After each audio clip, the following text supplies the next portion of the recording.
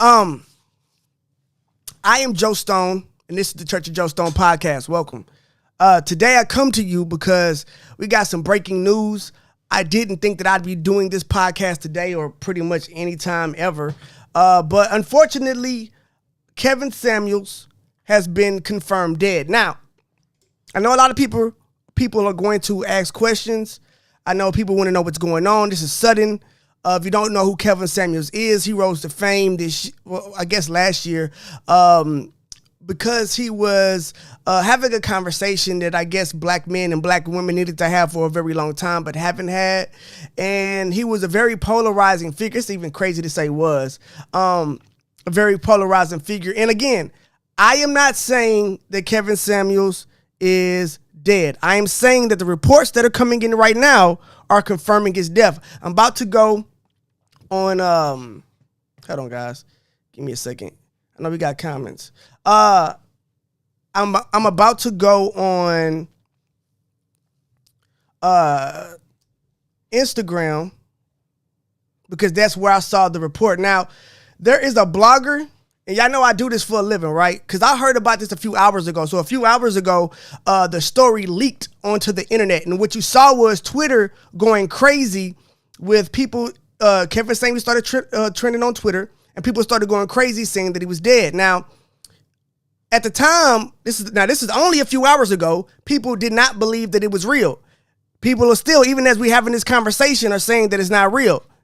Now, we have a very good source from the Neighborhood Talk, which is a very big news outlet, blogger, probably one of the biggest bloggers in the world. The Neighborhood Talk is a platform on Instagram. You probably heard of it. It was started by, I think, an ex-Shade Room employee. They almost have 1 million followers. And according to him, I'm about to show y'all on the screen. According to him, the people over at the Neighborhood Talk, they saying that Kevin Samuels has passed away, and they have confirmed it.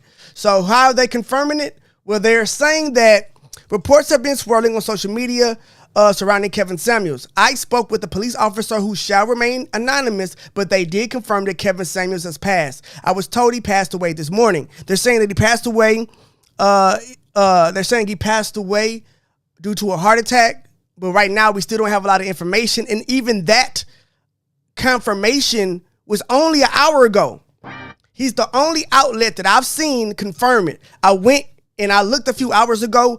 I went to see if the story was real, if I could trace back where it came from, where it started, or who said it, or what proof that they're using to go off, to come to this conclusion. And I didn't believe it at first. The first place I saw was Facebook. One of my Facebook friends wrote a status about it and was asking if it was true. And I was like, nah, that's not true. Because usually, and this is the reason why I didn't believe it at first, because usually when this happens, when somebody this famous dies, and I mean, I guess his levels of fame, and he's pretty mainstream. If it's true, we will know immediately. And the rumor went on for probably about 4 or 5 hours. And I mean, because he's an influencer, he's a social media person. Unless the nigga taking a nap and he don't know what's going on, and then wakes up and get online, or he's like, stretching it out because maybe it was a bad news story or something that they team put out. It could have been fake, and he could have just been, either started the rumor or playing it up while, even though he didn't start it, but just using the publicity, not saying nothing, and just gonna pop up on his show and get 1 million views and call it a day. That's what I thought was happening. Apparently, according to the Neighborhood Talk, and I'm not saying Joe Stone is confirming it, the Neighborhood Talk is saying that Kevin Samuels has passed away. I'm gonna get to some of the comments. I know a lot of people want to talk, and I will even open up the phone lines. I'm on Clubhouse right now. If you want to come join on Clubhouse, I am Joe Stone. Follow me on Clubhouse, the Church of Joe Stone page on Clubhouse. Come on, you can talk on the show. If not, I'll open up the phone lines if people want to call in and express how they feel, and we can have a conversation about it. Now, the most shocking part of all of this is when I first saw this going viral, I saw nothing but women online, especially on Twitter, celebrating the fact that Kevin Samuels is dead. You don't believe me? If you go to Twitter and you start going down he's trending on Twitter right now. You click his name, you will see women nonstop laughing at the fact that he's dead. Here goes one woman. Kevin Samuels made a career off of bashing women and upholding oppressive gender standards, and all y'all want us to take the high road when he found out he passed away. Yeah, because like it's a dead man, and just because he had a different opinion than you, y'all laughing at him dying is disgusting. It's nasty. It's not becoming of a human being, of a person. So yeah, it's gross. They got memes already of him being dead. There's video memes. Like, I've never seen the internet jump so fast to be this nasty.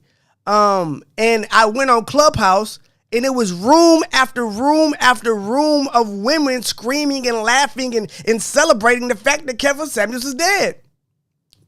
Ridiculous. I know. I'm about to get to the comments. Even in my comments right now, is women say, bye-bye, nigga. Is this really true? Yes. For me, from what we have. Women are laughing even in these comments. Women are saying he was terrible for the energy of the world. I mean, guys, I don't know. And that's the thing. I don't think any of these people who are hating on or this mad at Kevin Samuels are actually fans. I don't know if you guys are actually fans. Brittany, I know you here. What's your take on this? I know you was a fan as well. Now Brittany is one of my best friends. She was a Kevin Samuels fan, and as well, I believe. And I want to hear what your opinion is too. What you think of this? I know you she just got the news from me like 20 minutes ago. Yeah, when I got the news, I actually didn't, it hurt me actually, because I feel like I just lost a grandfather who's telling me how to be a lady. So I never looked at Kevin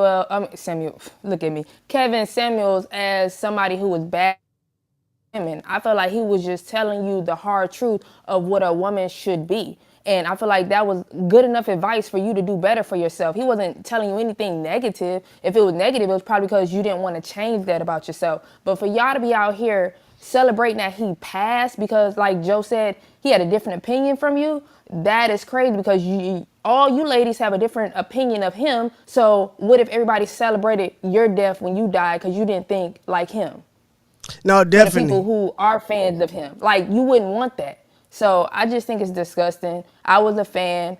I rep for KS, and I'm sorry to hear that he passed. And it really do hurt because I take a lot of information in to better myself. And I feel like by him being gone, I just lost one big part of information that I was getting that I felt like I didn't get when I was younger that I should have gotten as a woman. So thank you. Believe me, every video I watched, I listened, and I learned. And that's the thing. If you and that's one of the things. This is crazy. First of all, let's slow down. Let's slow down for a second. I'm reacting. You reacting. I just got the news. I haven't processed it. I just got this information. It's messed up. Okay? I mean, he wasn't that old.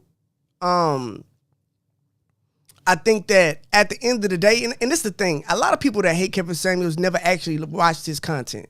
You know? I think that if you spent 10 minutes really paying attention to his content, and you gave it like a cool hour and you went through and watched some videos, and I know now probably more people will watch his videos than ever before. But if you go through and watch his content, I feel like Kevin Samuels really loved the black community, really loved black women, really loved black men. And he was trying to fill a role that we haven't had, and basically, like, you know, give us straight talk about how we should look at relationships. A lot of people think because they're not really fans or they don't really like know the catalog or know the content, they think that Kevin Samuels was just sitting around like bashing women and like just saying like, oh, you are horrible, you don't deserve nothing, you're fat. No, that's not what happened. Women would come on his show reducing men to a dollar amount. And then saying, well, this is what I want, and this is what I believe I deserve. And then he would simply look at the stats and be like, well, according to your dating profile or according to your dating worth in general, it's probably not going to happen. Now, a lot of people say, well, his tone wasn't cool. He was very rude. He made women feel bad. All that bullshit. I get what you're saying, but I don't think that none of this came from a negative space. I think that at the end of the day, he was only trying to educate people. I think that it wasn't about being misogynistic. I think that he was trying to be an influence and maybe bring back some of the values that we've lost as we have evolved as like a community. A lot of the values that we used to hold dear, or values or things that we used to think were important as a community and as a people, probably got lost in the sauce somewhere along when, with everybody chasing a bag and hustling and twerking and all that other shit. Like, the black family was important. And I think he was a big proponent of that, especially in a time where, like, you don't see a lot of influencers or people, period, fighting for the black family. Let's just be honest. So I think that should be what his legacy is, even if you did not agree with him. I think that you have to admit, if you really go through his content, that he had a purpose and that he was trying to bring something positive to the community, and that it wasn't about just tearing women down. And a lot of people don't know, before Kevin Samuels ever blew up for tearing women down or telling women about themselves, he made a career, or his career before that was him telling men how they wasn't shit. And if you ever heard Kevin Samuels talk to a man, he talked to them way worse than he talked to a woman. You know what I'm saying? So, like I said, I just think it's disgusting for people to I don't know. I think it's disgusting that that people are laughing at it, making fun of it. I mean, I didn't know that it was this serious. You know what I'm saying? I knew women felt a certain type of way. I knew that, that he was a polarizing figure. I didn't think that these black women hated this black man enough to laugh at him after he died. Like, the hell? I don't know. Let me read some of these more comments. Brittany, feel free to chime in, man. We just talking. Okay. Well, like you said, for the women to be, this just hurts to even talk about for me. Yeah, I caught that when I told you. I don't know why I figured you already had heard the rumor. So I felt like I was confirming it. And then I think when I heard it hit you, and I was like, oh, she got quiet. Like, oh, damn. Like, you know what I'm saying? Like, I realized I didn't even think that you was, like, you know what I'm saying? It didn't even cross my mind that you was a fan of me. It just wasn't even a thing to me. So I was like, damn, I didn't even know. Nicole, Nikki says he was 56. Exactly. Some people were saying, well, he had a stream about 20 hours ago. Well, apparently he was found this morning in his home, died from, well, I don't know if he was in his home or not. I think that was the report, that he was in his home and he was found, but we don't have any details right now. Okay. Matter of fact, this is what I'm gonna do while we're live on air. What we're gonna do is we're gonna look for details. And also, if you on Facebook, make sure you go to YouTube. You can watch the stream, youtube.com/IamJoeStone. If you're on Instagram, youtube.com/IamJoeStone. Want the full whole thing, you can watch what we pulling up. You can dig through this with us and try to get to the bottom of it with us. Journey. Make sure you subscribe to the podcast, Search Joe Stone Podcast. I am Joe Stone. If you miss any part of this, you will be able to listen to it tomorrow. Let me see. I'm going through some of these comments. It's really sad, man. The memes that I see, the jokes, like, come on, y'all. I really thought y'all was better than this. I know we can be ignorant as a people and do silly shit together, but come on, y'all. Like, this is a dead man. But okay, let me see if I can let me see if any other blogs have confirmed it by now. Because right now we only have one blog. The only blog that the first person to confirm it was we giving them their credit, the Neighborhood Talk, and they're a pretty legit news source. I would assume that the person who runs that page, his reputation is a little bit too important to just gamble away on a story like this where you can say something like that and not be true. So I would wager that he's telling the truth at this point. Let me see some more. I'm about to check some more. Let's see. Let me see if we could get some more information. I'm going to see if any major news networks have confirmed this shit. Unfortunate. This is crazy. I'm going to get to the comments too. I haven't seen any of the memes. Oh, go on Twitter. He trending. This man, the memes is crazy, bro. The memes was after hour one. They already had memes, like jokes, like that. Okay. We have one radio station that just confirmed it 25 minutes ago. Who is this? But it's not a. Let me see. I don't think this is a prominent one.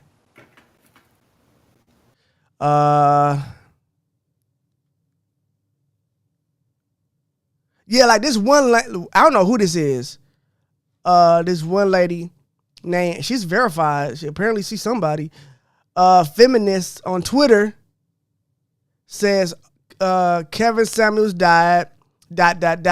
I had an amazing blueberry muffin today. You know, I'm like, why y'all being nasty? Like, this wow. Like, you know what I'm saying? Like, my whole thing is like, okay, maybe, okay, fair enough. Okay, so maybe you thought Kevin Samuels was toxic, and maybe you thought he was bringing toxicity into the world. Then what is this? Like, you know what I'm saying? Like, you behaving like this, you talking like this, like, y'all got, like, what is that? Like, you, what is this? This is not toxic? This isn't disgusting? Like, why would you want this on your resume? Why would you want to go on record? Like, I can't even understand feeling this way.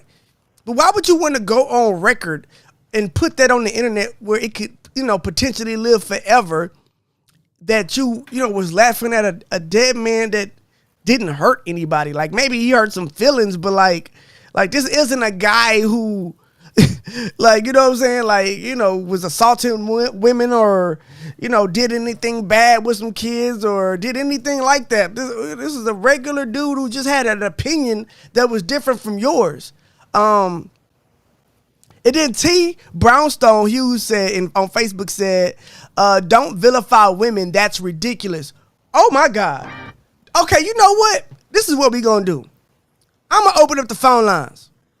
That's what I'm gonna do, because I gotta talk to y'all about this. I'm gonna let y'all call in. Give me a second. I'm gonna have the phone line up in a second, because Quesadilla Lover said, yeah, that it look, Instagram, the women on Instagram seem to be way more into this. I mean, not way more into it, but way more forgiving. It looks like Facebook and YouTube, the women on Facebook all hate Kevin Samuels, apparently, to the point where y'all literally are happy, that excited that he's dead. That is crazy. That's some wild. Hey, they said, ladies want to call in, I got y'all. I'm opening the lines. You know what? Facebook is an outlet also for people somebody who passed away, and immediately their next post is what they ate. Facts. So I can see why this is trending on those social medias. Fair enough. True. Okay, hold on. Let me hold on 1 second, Brittany. I gotta you might want to mute yourself, I think. Okay, cool. I'm gonna turn this down. All right. Yeah, so I'm connecting the phone line right now, and then I will be able to let you guys up. Let me throw up the banner so you guys can get the phone number. Then you will be able to call in. Hold on. Because I want y'all to be able to see this on Facebook and YouTube, since there's so many of y'all. Hold on. I'm just going to throw a quick little banner up. Hold on.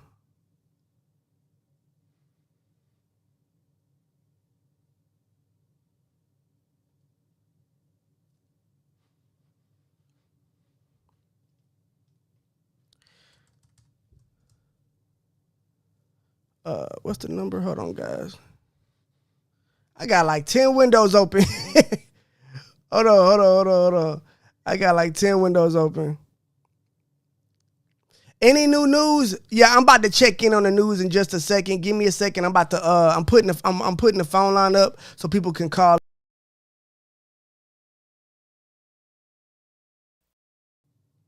I got like 30 windows open. I'm doing this show on the fly.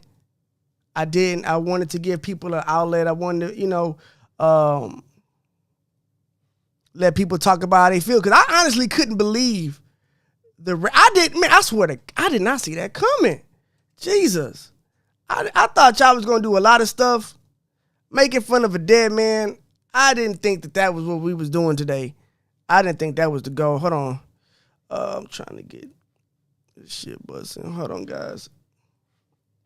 Phone line is actually up. If you want to call in, I'm going to tell you the phone number right now is 563-999-3778.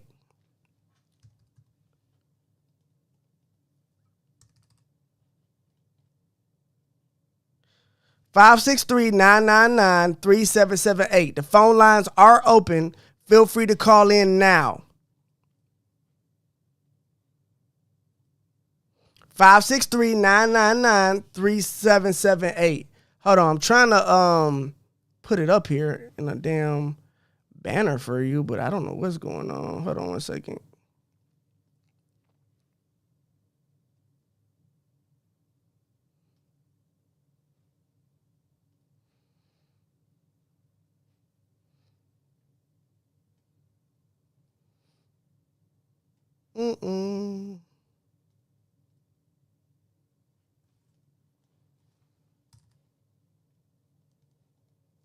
What is it?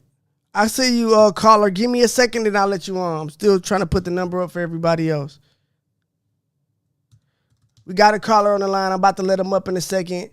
I'm trying to get the number up for everybody else that would like to call in but didn't see me, that don't know the thing. Hold on. I'm trying to get this damn, I'm trying to fucking do this. Okay. What the hell is going on? I can't change the color of this shit. Okay, there we go. Perfect. Got it. 563-999-3778. Okay, cool. Bet. Okay, cool. I got the phone number up there, guys. If y'all want to call in, that's the line. That's the phone number. I'm going to put it right there so y'all can see it. Cool. So that's the phone number. Feel free to call in. I'm about to let the first caller on. Brittany, what happened?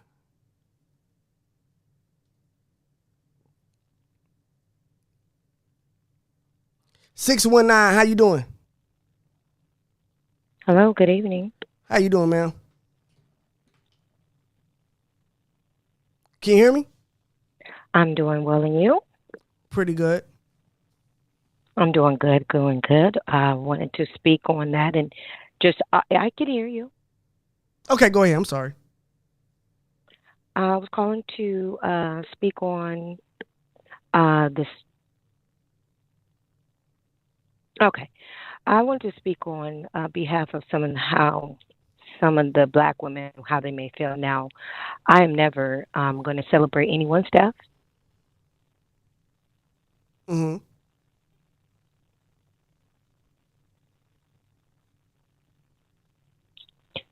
However, his toxic behavior was very vile, very vile. And just imagine, you're looking up to a Black man, and all he has to say is negative things about you, and you went to him for advice. Well,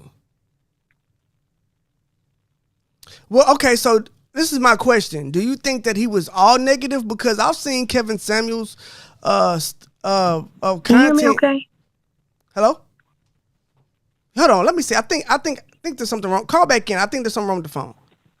Call back in.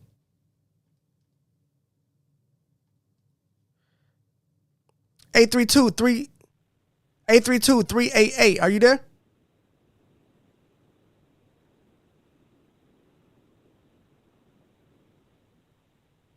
Okay, something going on with the phone line. Hold on, guys. Let me try this one more time.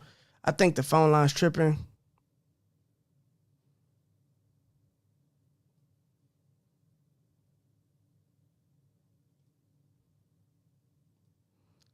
Okay, guys, I got to call back in my damn self. Hold on. Give me 1 second. We're getting the phone line straight. I'm almost done.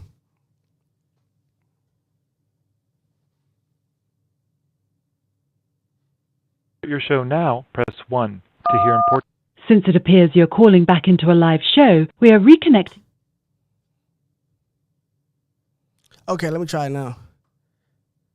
619, can you hear me? Yes, I can hear you. Okay, perfect. I think we had like a long delay between us talking. I think we're good now, right? Yeah, it's a long delay. Yeah, I think we're straight now. I think I fixed it. Okay, so Now you say that Kevin Samuels was just negative. How much of his content did you actually watch?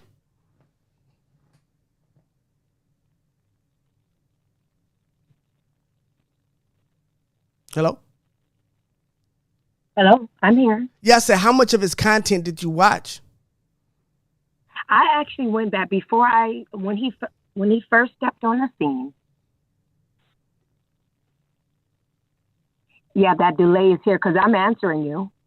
Oh man, I'm listening. I don't know what's going on. Jesus, I don't know. I don't know what's going on. This is ridiculous. I don't know why it's doing that. Okay, let me try one more thing. All right, hold on. Let me try one more caller. Let me try a different caller real quick. 313, can you hear me? Hello? Yes, 313, can you hear me? Hey, how you doing? I'm pretty good. How are you? I'm doing just fine. So tell me what you think of this. I caught him a couple of times, and a lot on was negative, but like you say, you don't wish death on anybody. So while they celebrating his death, they don't make you no better than him. So I just say praying for his family, may he rest in peace. Yeah. So when you called in, what was your experience?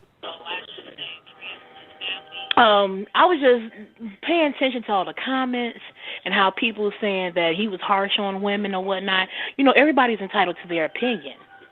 And if you understand the way of living, you know, if it don't apply, let it fly. So you wasn't offended by his rhetoric? No, because like I say, if it didn't apply to me, hey, you can keep on going. I agree. Everything is all mainly about opinions nowadays, and everybody has gotten soft. I remember we could say anything and it wouldn't offend nobody, but nowadays everybody offended, and it's like ridiculous. I'm like, grow some balls and grow the fuck up. Mm-hmm. Nah, I agree. If it don't apply, let it fly. Thank you so much for calling in. I appreciate it. You're welcome, and have a great day. You too. Okay, hey, y'all can feel free to call in and just sit on hold. We got like 6 people on hold, but I got 301 and then 832. I got you. Hold on. 301, you on the line with Joe Stone. Hello. Yes, ma'am. Hey, this is T. I got through. Yes, ma'am. How you doing? I'm fine. So I definitely wanted to comment. Just like the other young lady said, it's not necessarily that we're celebrating his death because that makes no sense. I don't think anybody would do that. Oh, they definitely no. Wait. That is definitely what's happening. If you go on Twitter, there are literally women happy about it. And I was just in Clubhouse and I was in rooms. I'm talking about multiple rooms, like 5 or 6, where it was groups of women laughing and high-fiving about him being dead. Like it was party time. Like they popping bottles right now. I am not capping. Okay, so those are those ladies. Fair but enough. At the end of the day, this man has passed, and there's people celebrating his death. That tells a lot about his self. I mean, this is a lesson for everyone, I think. I think this is just a general lesson that you should really work on yourself and see who you really want to be, because as you can see, if you pass and there's a certain percent of people celebrating, that's really not their fault. I don't necessarily hate the man, but I feel like he was actually building a lot of negativity in the Black community. So for you to sit there and say that he was building it, that was absolutely incorrect. First of all, he's not Jesus Christ. No one should be rating anybody. That's ridiculous to me. Wait. Slow down. Hold on. You're saying a lot of stuff at once. So first of all, this is my thing. What I'm trying to say was, first of all, I don't think, and we are all just giving our opinions. I do not think that his intention was to cause harm to the Black community or Black women. I do not think that was his intention. I do think that the way he went about talking to women was offensive to other women, but a lot of times people never saw the full conversation. The women that would come in and that you would see him talk to like that would first come in and then objectify men. And then, since they opened the door to objectify men, that means that you have to be okay with being objectified yourself. So if you say that, hey, I want $1 million man who has to be 6'2" and I have 5 kids, I am 42 and I work and I'm have a minimum wage job or I'm on welfare, you probably not gonna get that millionaire, and you need somebody to look you in the face and say that's not how none of this works. And what I saw that a lot of women, what would happen to a lot of women when they would call in is you would literally watch their realities break, because women are not used to rejection. Women are not used to dealing with the reality of because a lot of women believe that because they're sexually available and that they can pretty much bang almost any guy they want within reason, unless they, like I said, they reach out of their ranking so much that it just gets shut down.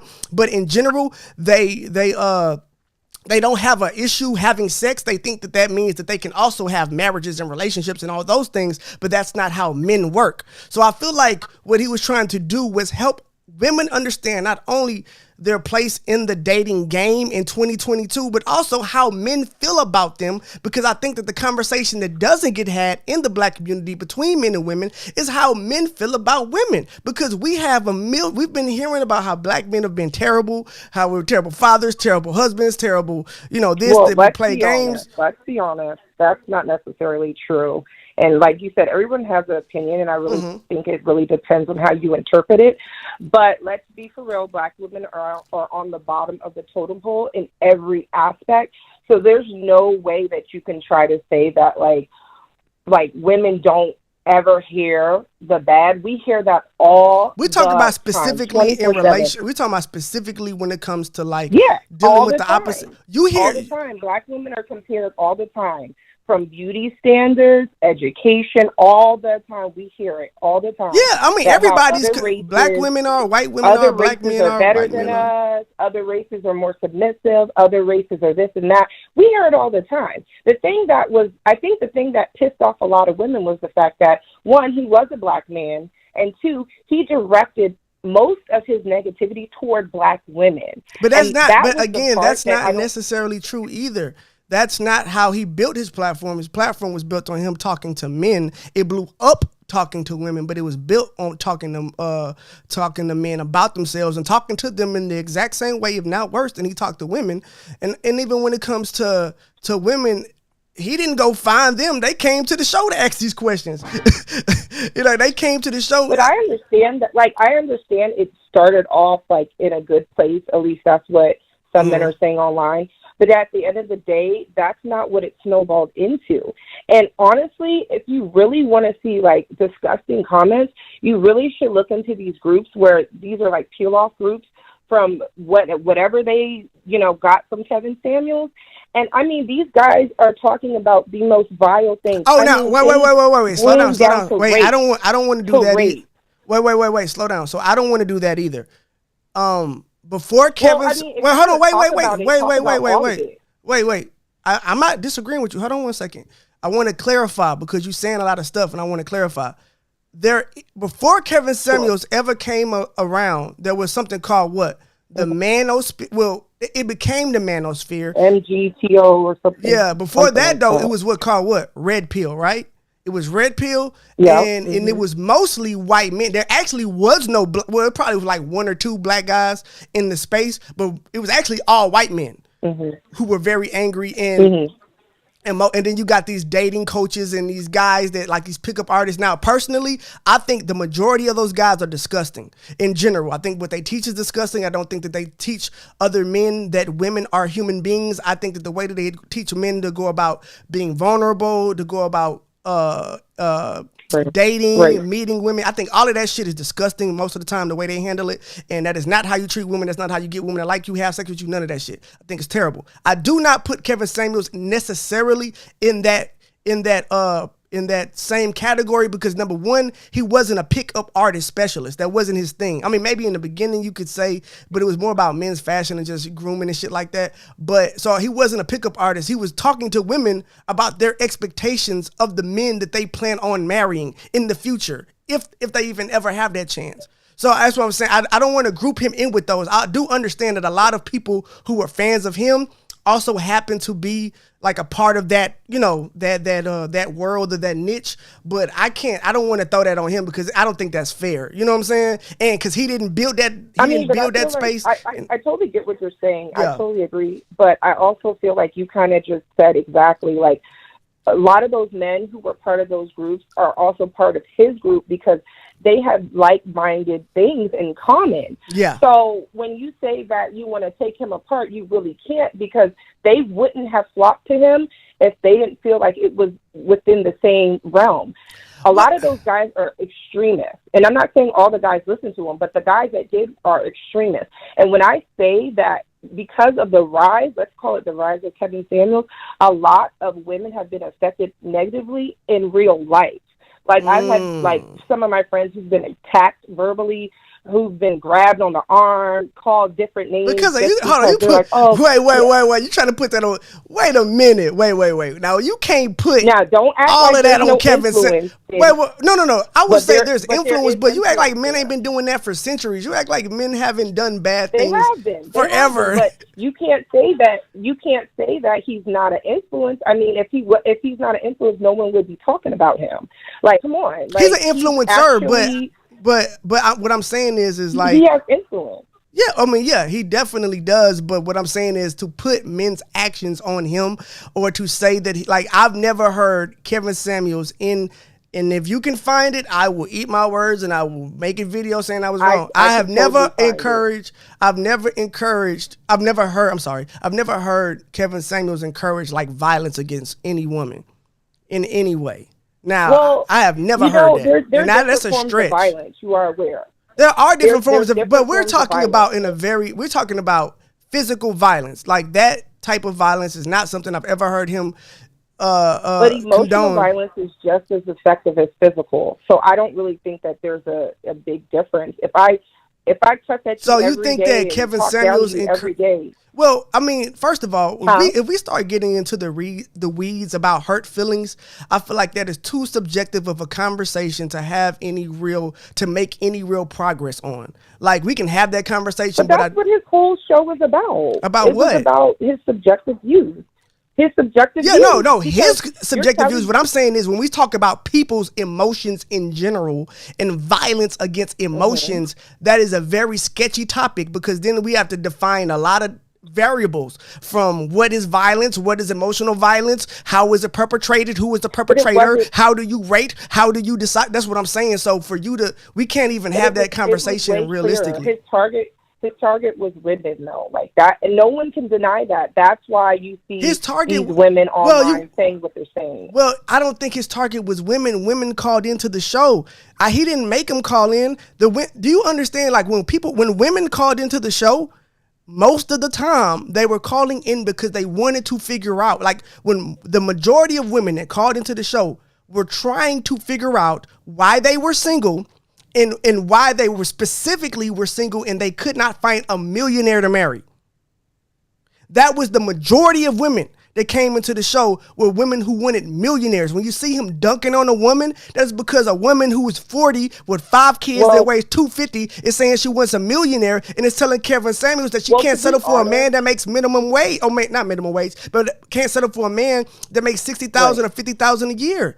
Like, that's what I'm saying. Like, that's not fair. So, I mean... Right, but to be honest... No, I agree with you. But to be honest, if that was what it was in actuality, most of these women would not care, because I would not care about that. Like, that's not why I was upset with him. There was multiple times where he attacked women when women would say certain things, and he would hang up in their faces. I think the only person he ever gave respect was Nicki Minaj, and that's because she has a super following. He was actually terrified of her. But most women that actually started calling in, and I'm talking about educated women, he was degrading them. He was hanging up on them. At one point, he called nurses, a low-quality woman. I'm a nurse. And I'm like, I laughed, because I thought that's ridiculous, because, I mean, it's a pandemic now. How can she be low quality? Whatever the hell that means. I'm just saying that I totally get what you're saying, like that whole...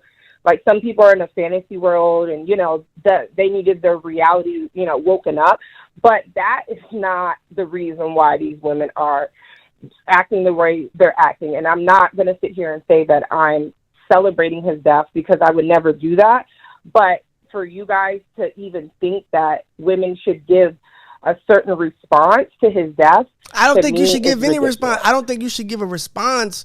I think when someone dies in a situation like this, and especially when it's, again, all the man did was give his opinion and make an entertaining show. And at the end of the day, I mean, it was, regardless of what his mission was or whatever was going on and whatever, for everyone involved, for the most part, it was entertainment. Like, yeah, he got a little disrespectful with women and stuff like that. And I'm not disregarding that. To you, but there's some women that were really damaged by it. Well, it was, I mean, he has millions of followers for a reason, and they're not all men. You know what I'm saying? So there was hundreds of thousands of women who enjoyed his show as well. So I'm saying, and pretty much any show you have, especially when it's going to be controversial, you're going to have people who don't agree with it. You're going to have people who don't like it. And so, I mean, that's all I'm saying. If you don't have anything good to say, like, you definitely shouldn't say nothing. He gave his opinion. I could, like, if this is R. Kelly and R. Kelly dies tomorrow, and women, they're giving their opinion.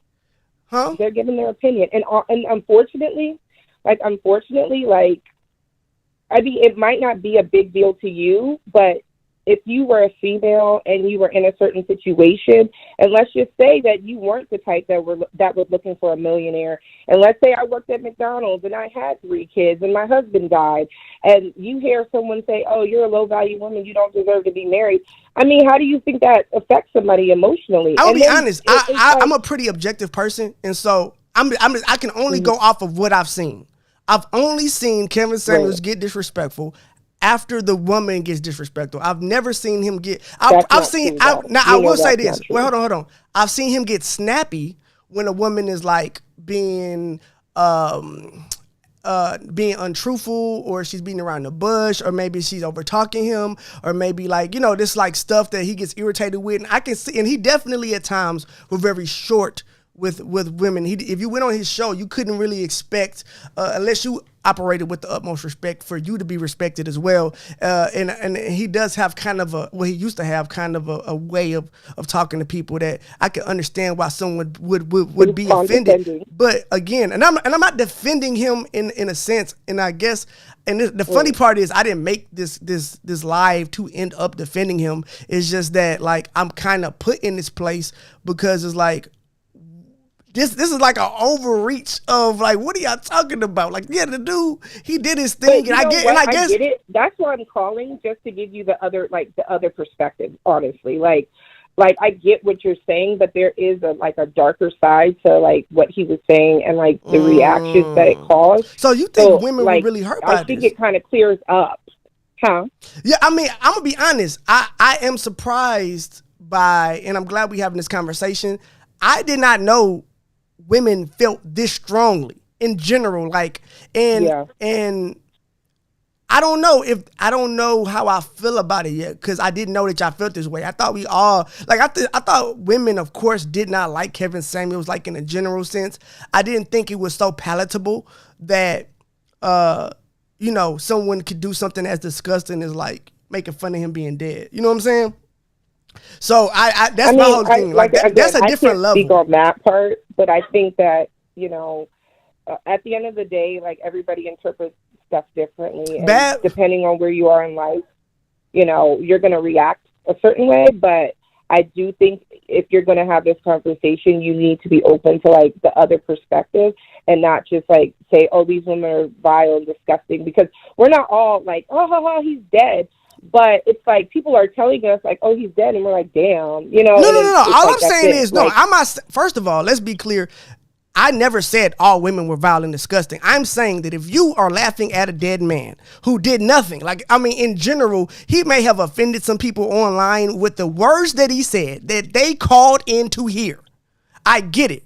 That is fair enough. And that warrants you being angry, or maybe you even not mourning his death. I get it. But there's a difference between not mourning his death and then actively celebrating and making fun of and being excited about openly that he died. That's the only thing I'm saying. It's like, those are two totally different things, and we have to be clear that is something that has happened. I can go through Twitter right now, like as we speak, and read you tweets at this moment of women saying crazy shit that should not be said. And again, maybe I didn't know and people just don't know how personal women as a whole took Kevin Samuels, and maybe that's my perspective, not having a clear perspective and not really understanding where you guys are coming from.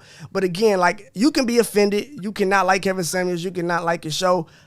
If this was R. Kelly, y'all can pop bottles in the street and dance and moonwalk. Kevin Samuels didn't actually hurt anybody. Like, maybe he hurt some feelings along the way. But again, feelings of people that called in to talk to him on his show, knowing exactly what they were getting into before they called. But also, look, I got like 20 people on the phone lines. I appreciate you calling in. Sure. I appreciate the conversation, and thank you for talking with me. All right. Thank you. All right, we got like 10 people on the line. I'm about to go through the line right now. 832-388. How you doing? This is your co-host, Brittany. Okay, bet. I got you. Well, I'm just gonna keep you on the line. Let me ask the next person. 443, you on the line with Joe Stone.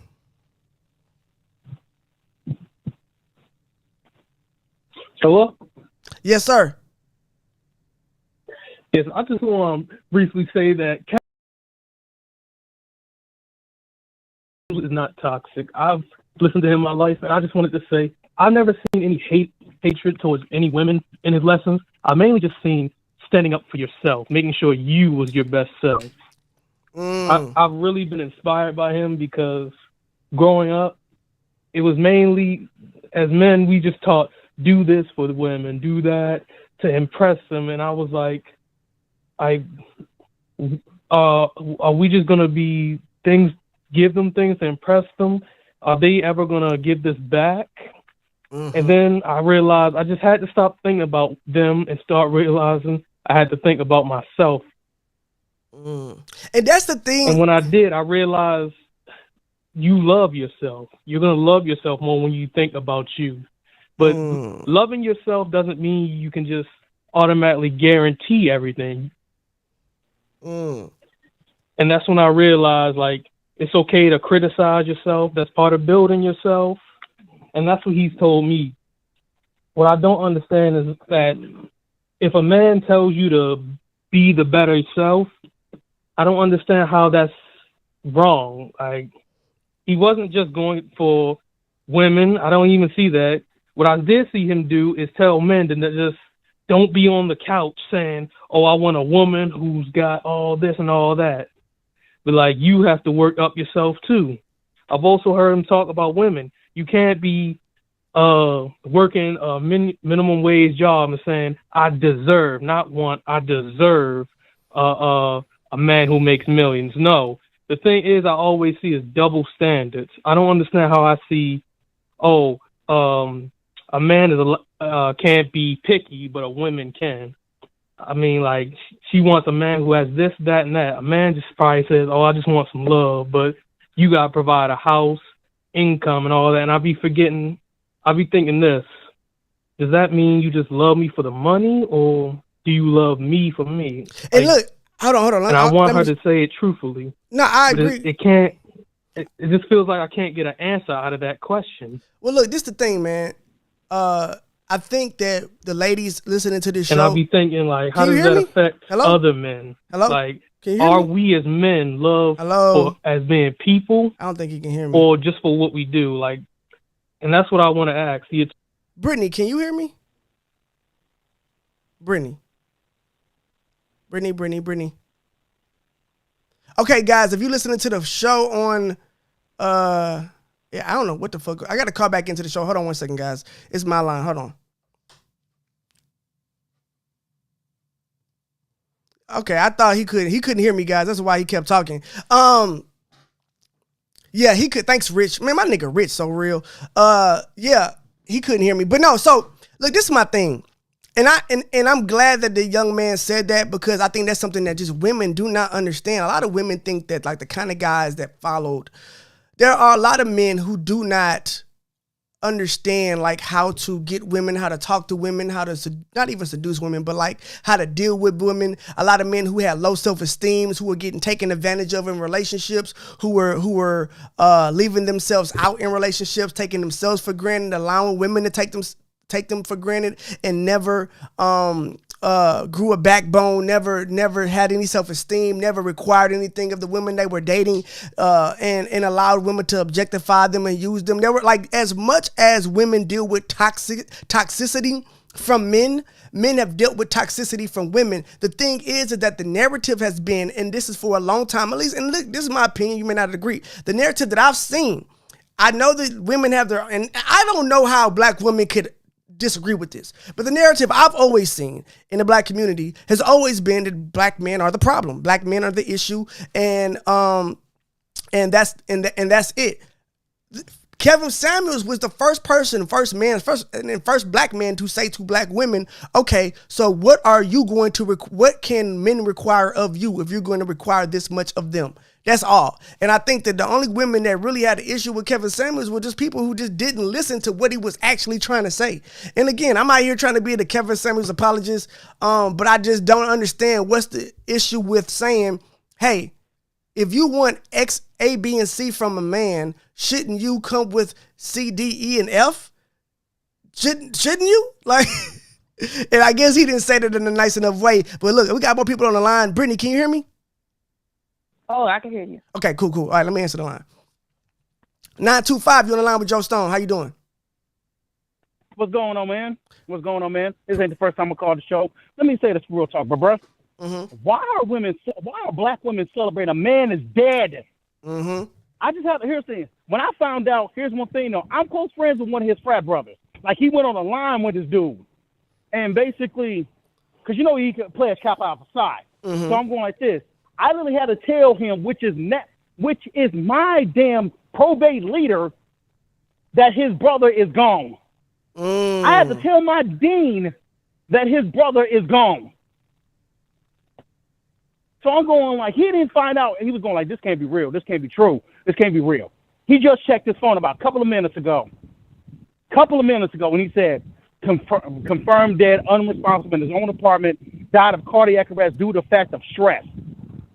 Ladies, let me say this real talk. Black women, do you know what the number one killer of black men is, other than police brutality? It's stress and high blood pressure. That's the number one killer of us. Number one. And you know what the most stress we get from? And I say it as a black man. We get it from our own household. We get it from y'all. We're not the enemy. Just because a man told you the fucking truth doesn't mean that you can basically wish this man dead. Maybe you need to change. Maybe you need to step up your motherfucking game and say, you know what? I need to change my damn outcome. Because let me just say, there's too many bad bitches in this fucking world. There's not enough black queens. And I'm just being real. I'm just being 100. There are too many women that basically ain't got no mystery to themselves. Tell me I'm lying. Hey, you making something. I ain't gonna ride with all of this, but I feel where you coming from. Because let me say this, and this is too soon to make up. My partner, I literally tried to hook up with this girl. This girl basically was fine as hell, big booty, all that shit. She was dressed conservative. My boy sent me here for her Instagram. Now, mind you, this girl wants the exact same thing. She's going like, oh, I want a man that basically da-da-da-da-da-da-da-da. But I'm going like this, though. Your ass on Instagram, showing your ass and titties on Instagram. The same thing that Kevin Samuels is literally saying, how you going to find a husband and you're thinking like this? Well, and that's the other thing that I think, and that's the other thing that confuses me. I get black women are mad, but I honestly think that, and I don't want to be the guy that disregards women's feelings. And I think that, I don't know. I wish that I could watch this with a woman and see where their perspective is coming from, because I've only seen them not like the tone. I've only seen them not like the disrespect. I never see them like disagree factually. And that's the other thing. I see women like disagree about, like, you know, maybe they didn't like his approach, but I don't see them saying anything when a woman calls in, and I think this is what it boils down to. I do not think women understand the pain, the pressure, the anger, the anxiety, the angst that comes along with being a man. I don't think that they understand what it's like. No, I don't think they being objectified and used for your money. Y'all number is 10-1. Y'all don't hear this thing. Here's the thing, for black women alone, women outnumber black men 5-1. Mind you, do your mathematics. You got to imagine the incarceration rate, the fatality rate, basically the fact that the high school dropout rate. You got to factor that. Only 59% of black men are considered as husbands.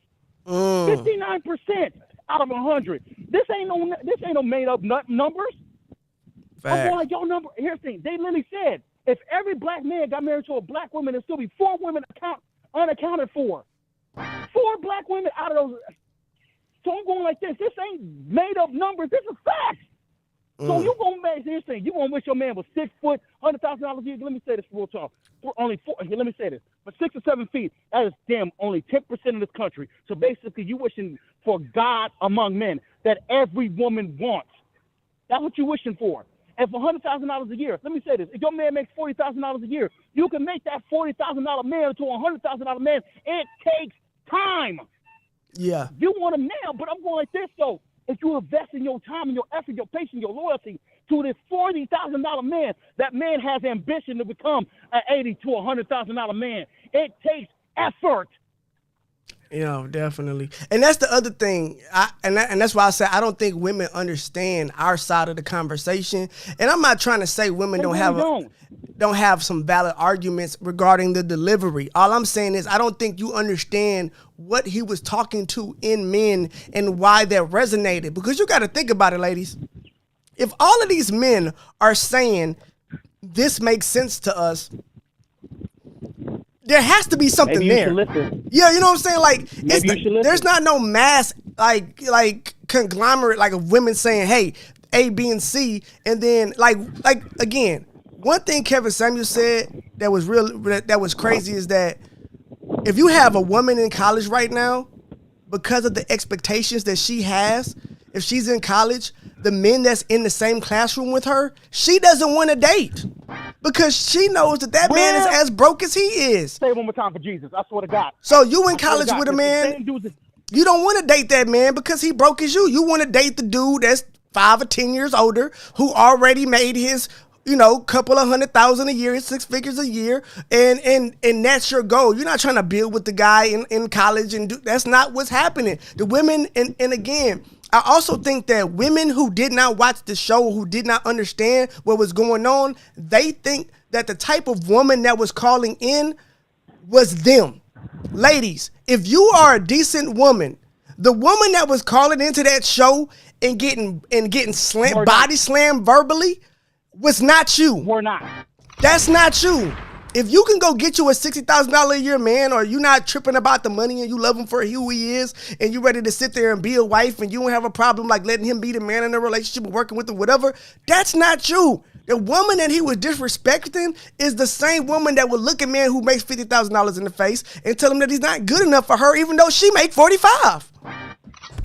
And let me say this: you gotta imagine this. You going after a $100,000 man. You marry a $100,000 man that's 6 foot, well chiseled. This man is basically a Greek god with money attached to him.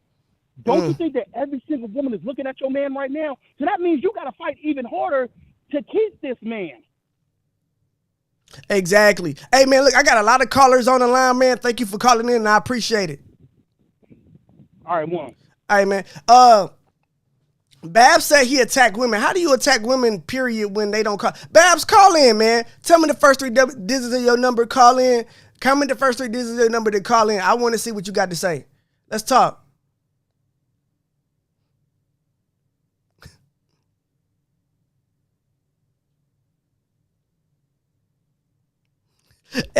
Ellery Harris says not even. Oh, she must be talking to somebody else. I know she ain't talking to me. And again, no, I wouldn't say he promoted it. I'm saying he was saying the reality. Topaz said no, he actually promoted for women to date dudes older than them because they have more money. He would tell women they chose wrong if they choose the same age. No, I agree with what you're saying, but he was also speaking to as well the fact that the average woman in college don't want an average guy in college in 2022. She want the bags, she want the trips, she want the jets, she want the shoes, she want the lifestyle that you see on Instagram. And I feel like and this ain't even about Kevin Samuels. I feel like, and it's not even about women. And I'm not trying to bash women. I don't think women are the problem with what's going on right now in the black community. I think there needs to be healing on both sides. There needs to be open ears on both sides. Women need more realistic expectations and need to stop living in a fairy tale land. Men need to start being more honest and open, not only with their emotions and their feelings, but also with how they approach women and understanding that this woman is a human being and not an object that you can control. And that, yeah, maybe there needs to be a structure to your relationship or marriage, but that's still a human being with their own sense of autonomy. And you can't erase that. You know what I'm saying? But also, I feel like this is a very selfish generation, and a lot of women and men go into these relationships. And I think and this is where I would say Kevin Samuels was wrong, and I feel like his rhetoric was wrong in this area. And a lot of people were like, "Well, you just defend." I got you, 917. I'm gonna let you on in a second. I got you, girl. And this is one area I think Kevin Samuels was wrong in, was that he did not tell people, look, number one, there needs to be healing on both sides. And number two, you need to listen to that man. That man needs to listen to that woman. And you can't expect these outrageous things if you don't have them yourself. And like I said, I just think that was like a mix-up. I think that was like a hole in his delivery where he didn't say, like, okay, now it's time for y'all to come together. Now let's have these conversations. Let's bring black couples together. Like, okay, I did enough beating on. I didn't beat this point into the ground. Let's go to the next evolution so we can actually start getting somewhere. Because like I said, one thing that he never addressed on both sides is that men and women are selfish as hell these days. Selfish as hell in relationships. Women go into relationships where he asks the woman what she wants. All she tell him is, I want a millionaire. I want a big house. I want 3 kids. I don't want to work. I want to sit at home and call my friends. I want them to be over 6'2". I want to have a big dick. I want them to do this. All these wants. Do you want to be a wife? Same thing with the men. I want to have a big booty. I wanted to listen. I wanted to Do you want to be a husband? And I will say this, he used to mention this occasionally, but marriage is about family building. Marriage is not a selfish act. A relationship is not a selfish act. It's not supposed to be, but it's too many times where men and women walk into these conversations, and I get why he went so hard on women, because it's been so long where no one has checked it. There has never been a man on planet Earth that sat down and told women as a whole, what you are expecting is absolutely insane. It doesn't make sense. And I know that it always didn't come out perfect, but I do think that there was good there. And I think there was something to be learned there, even if you were offended by how he delivered it. But I'm also not giving anybody a pass that thinks that just because you didn't like how he delivered something, that is like, that gives you the right of way to disrespect him after he's dead, simply because y'all opinions differed on the relationships with a nigga you was never in a relationship with, who you didn't have to click on and didn't have to watch. I'm just saying. I don't know, guys. Brittany, where you at on it, man? We got a whole bunch of people on the line. Yeah. Where I'm at on it is, this is how I feel about Kevin Samuel. I feel like he came here, he did his job, and he did it well. He came in, he told the ladies, hey, these are the issues that you ladies are having if you're trying to get whoever you're trying to get. Let me know your problems, and I'll tell you how to correct it. You might not like the tone, but that's fine. You still will get the message. However they perceive the message, that's on them. But he still gave you the blueprint to the questions that y'all asked. He gave you the answer. And I feel like he gave you the answer that you probably didn't want to hear, but that's you. But a person who was listening, who had that same issue, who took it in like me, I was able to change those things and realize, oh yeah, he's right. I see where he's coming from. Thank you, granddad. I took it like a grandfather telling his granddaughter how she should be if she's trying to get whatever she just asked for. And this is the thing. T was saying, I got T in the comments. She's being real mean in these comments. I mean, T, you can relax, bro. I know you heated, and I get that these conversations get heated. And I don't understand. I thought women would agree with that. I just said, see, and that's the thing. I got you, Babs. I'm about to answer you right now. I see you right now. And that's the thing I don't understand. Why is that controversial? See, and that's the other thing. I'm saying that that both sides need correction. Both sides need to have a conversation. Both sides need to do better. I got women in the comments mad as hell. Smackwater, the number right there, bro. 563-999. Let me know if y'all don't see the number. 563-999-3778. Just call on the line, bro. Let me know what your area code is, bro. You 832. I'll let you on. Put your area code in the comments, bro. But I'm about to answer T. But yeah, I don't understand like why you guys are angry when I'm saying, hey, there's issues on both sides, and marriage is not a selfish expedition. That's not a selfish situation. If you're selfish, stay to your goddamn self. Don't get married. I think they were upset because a lot of them had already made decisions that probably would stop them from getting what they were asking for. Not everybody, but some. Like, you know, like some women, like you said, if you had multiple children and the father wasn't taking care of any of the kids and you were working a regular job and you weren't in shape and you want a six-figure man who, you know, he probably doesn't even frequent the places that you go for you to even run into him. So you're over here wanting something that you're not even in the area of. So, you know, they took it as, oh, I can't get that, and you're telling me I can't have something that I'm wishing for. So that comes the rage, of course. You know, but for a person who like who could actually change their situation, you know, they would do that. But some of these women couldn't change their situation from the decisions that they made. And when they heard, you know, how the men talked that he spoke to that were in the high range of money that they wanted, they realized they couldn't grab that bar. And that made a lot of women upset about that. And you know why? It became more of a bashing. Mm-hmm. But you know why they were upset? Because they never in their entire lives. They couldn't get it. Yeah, but because they never in their entire lives had heard that shit. Men have to grow up knowing you have no value. Yeah. A man has no value. A man has to go out and earn his value. You have to go die about that shit. You have to go build yourself. A woman don't give a fuck about you. You know what it's like being rich?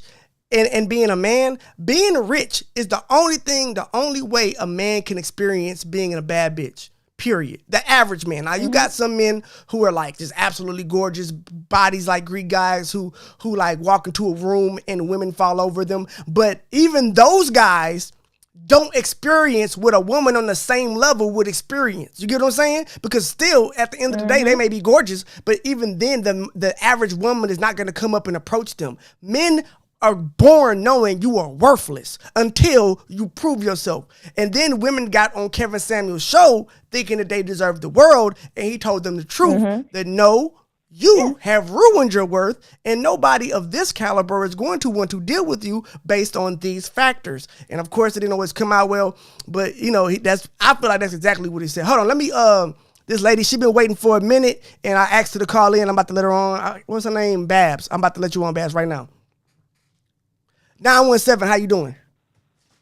Babs, I'm that you? doing fine. Thank you for taking my call and entertaining a point of view that's different than what you're saying. Because obviously I'm riled up. I'm all up in the comments. And look, this is the thing. Before you start, real quick. And that's the other thing, guys. If it's your first time watching, I don't mind having controversial conversations. And the reason why I do a live call-in show is so that I can have opposing opinions. I'm not here to win arguments. I'm here to give my opinion and listen to yours. And we can disagree and still love each other, and we can still, I can still follow. It doesn't have to be a negative thing, because that's what this show is about. Having these hard conversations and talking about it and still being able to like be family at the end of it. So before you even started, I just want to start there, but go ahead. What you got? Yeah. Well, I appreciate that. And I'm sensing that, because this is my first time calling in. I think that first of all, I think there are a lot of different types of people in the world. And part of what's going on is way too many generalizations being thrown out there about what black women are doing, aren't doing, who they'll date, who they won't date. I can speak for myself. I can speak for a fairly large population of like-minded black women who aren't out here looking for, and even when we were younger, not out there looking for a rich man, you know, we built our lives. We just wanted someone to love and appreciate us. Some of us found them. Some of them didn't. Some of them it didn't work out. There are all kinds of people with all kinds of situations. I think that what your comments, part of why they were so triggering for me is because you were acting like, well, what he's saying makes sense. It's not objectionable. No, maybe the way he said it. But the way he said it was his whole shtick. When you play an animal noise, you can't say, oh, he's only talking about the women he's calling in. No, he was talking about fat women in general. He was talking about baby mamas in general. The fuel was the demeaning. The demeaning was the fuel of his empire. And to think, oh, well, we were just going to let that bounce off of our backs. And I'm not a baby mama. I'm not in a lot of these categories that he's talking about. But I just couldn't believe it's not even just a one-off person saying these things, but it's the hundreds of thousands of people co-signing. So if we were just saying, hey, men deserve respect, men, should be equal partners in a relationship, women shouldn't be superficial, if we were just having those conversations and that's what Kevin was really about, I would never be on here. I agree with all of those things. But you can't say, oh, well, the way he delivered it is a side note, because no, the way he delivered it was the main event, and he enjoyed piercing people's souls. And yes, I watched it. It wasn't that I didn't see it, I didn't understand it. What do you think the collateral damage of that being on the air and being so popular is for years? There are people that have been hurt. Well, you know what? I watched the Red Table Talk with Kirsty. What's her name? The Miss USA, who committed suicide. Can you hear me? And when her mom was talking about some of the issues she was facing, she was freaking out because she was turning 30 and she thought no one was she was too old. I mean, things affect people.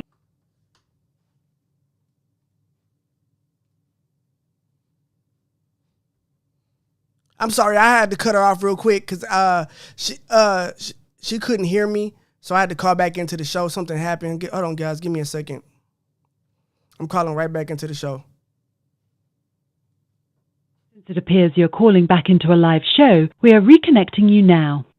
We're hurt that our brothers were thinking like this, talking like this, accepting it, laughing at it. Now he's dead. Now we're supposed to wear black? And I'm not celebrating. I'm not dancing on his grave. Now, hold on. Okay. Hold on one second. So I will give you this. I appreciate you calling in because you did give me a new perspective that I did not have. And I agree with you that I assumed in the way men think, and I think this is the disconnect between men and women on this topic, because I never heard this perspective, and you made a great point. I want to acknowledge that you're right. It wasn't just a side note. It was a part of what he did, which was being disrespectful to women. I think that the reason why, and I don't disagree with you at all. I finally understand where it's coming from. I could not get it. But when you put it like that, like, yeah, he did say a lot of good things, and yeah, maybe he could have worded it better, but it's deeper than that, because the show wasn't about just giving that particular brand of advice. The show was also about technically ridiculing that type of person. You get what I'm saying? I do understand where you're coming from. But with that being, and I'm not disagreeing with you, I personally have only seen it when a woman, I don't want to say deserved it, but I mean, the way a lot of women would come on, they would start off, and again, when we talk about emotions, right? I think that a lot of women don't understand how those conversations make men feel. So even when, you got to understand, how do you think it makes the average man feel when you watch Kevin Samuel's show, and then you watch almost every woman that calls on the show when a man with six figures and you only make $40,000 a year? Like, you think that's not harmful to the black man's psyche, to the man's psyche, to constantly be told that you're not enough? So I'm not trying to like equivalate it. Go ahead. What you about to say? I think those things are real. I don't think we should equate a man's worth with what's in his pocket. I don't think that's the only way to be high value. I do think there's incredible pressure on young men to be wealthy when that's not going to be realistic for them. I think those are valid points. But if I had a show that said your lazy black ass need to get up and that's not. Come on now. None of y'all would listen to that. Well, go ahead. And the way that you're judged for money, the way that men are judged for money, women are judged for looks. Neither one of them is right. Fair enough. But it's like, how can you only see your side of the equation? Women had grow up feeling not enough from the time they're damn near 10 years old. Their skin, their hair, their weight, their bodies. Well, to be fair, a lot of that is perpetrated on them by everything. other women. Women set the beauty standard for women. It's all around. You know what I'm saying? We have a self-hatred problem. And I think that Kevin Samuels' toxic stew ginned up and played into our self-hatred problem in a very significant way. That's why I find it so upsetting. We are not each other's enemy. We are not each other's enemy. But if you can't stand back and say, hey, if I'm as a man, have I ever, if I don't want to hear Saweetie or whoever talking about if you ain't broke, you ain't got no pussy or whatever you said. But also, I don't believe in that either. But also, you gotta. So with that being said, two things, and I'm not taking away anything that you said. I've already said I agree with part of your premise, and I would agree with most of it, honestly. At least when it comes to that aspect, when it comes to how what his show was built off of. But also, with that being said, what do we have to remember? It was a show. You know what I'm saying? Like, this literally was a show. Just because it wasn't on TV doesn't make it any less of a show. You get what I'm saying? And again, these women called in to be a part of the show, and because they knew exactly what kind of person they were calling to talk to. I mean, maybe in the beginning there was a lot of women who didn't know, but I would wager that before a woman called in, they would probably know what they were calling in for and have some type of background information on him. So it's like, yes, to a certain extent, I agree with you, but also those women subscribe to the women who called in. The damage wasn't limited to the women. It has perpetuated a mindset. And I started off with the fact there's lots of different types of people in the world. There are women who agree with Kevin Samuels. Mm-hmm. I'm not saying every woman feels like me. I know that's not true because I have spent time on his page. There are women that agree. But there are many of us who don't. And the people who don't are naturally not going to be on his page, so you don't hear their voices.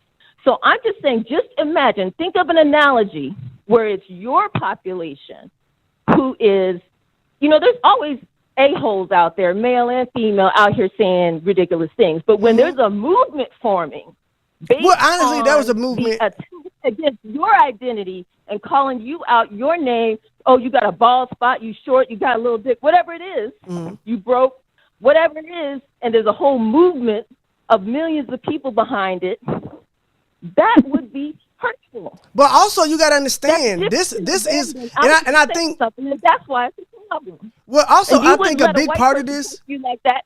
Oh, well, I'm just going to listen to the message. They're white and they're wearing a white hood, but there's some good nuggets in here. I'm going to try to listen to. You wouldn't listen to it. That's a stretch. You can't. Hello. Oh, she can't. Can you hear me? Yeah.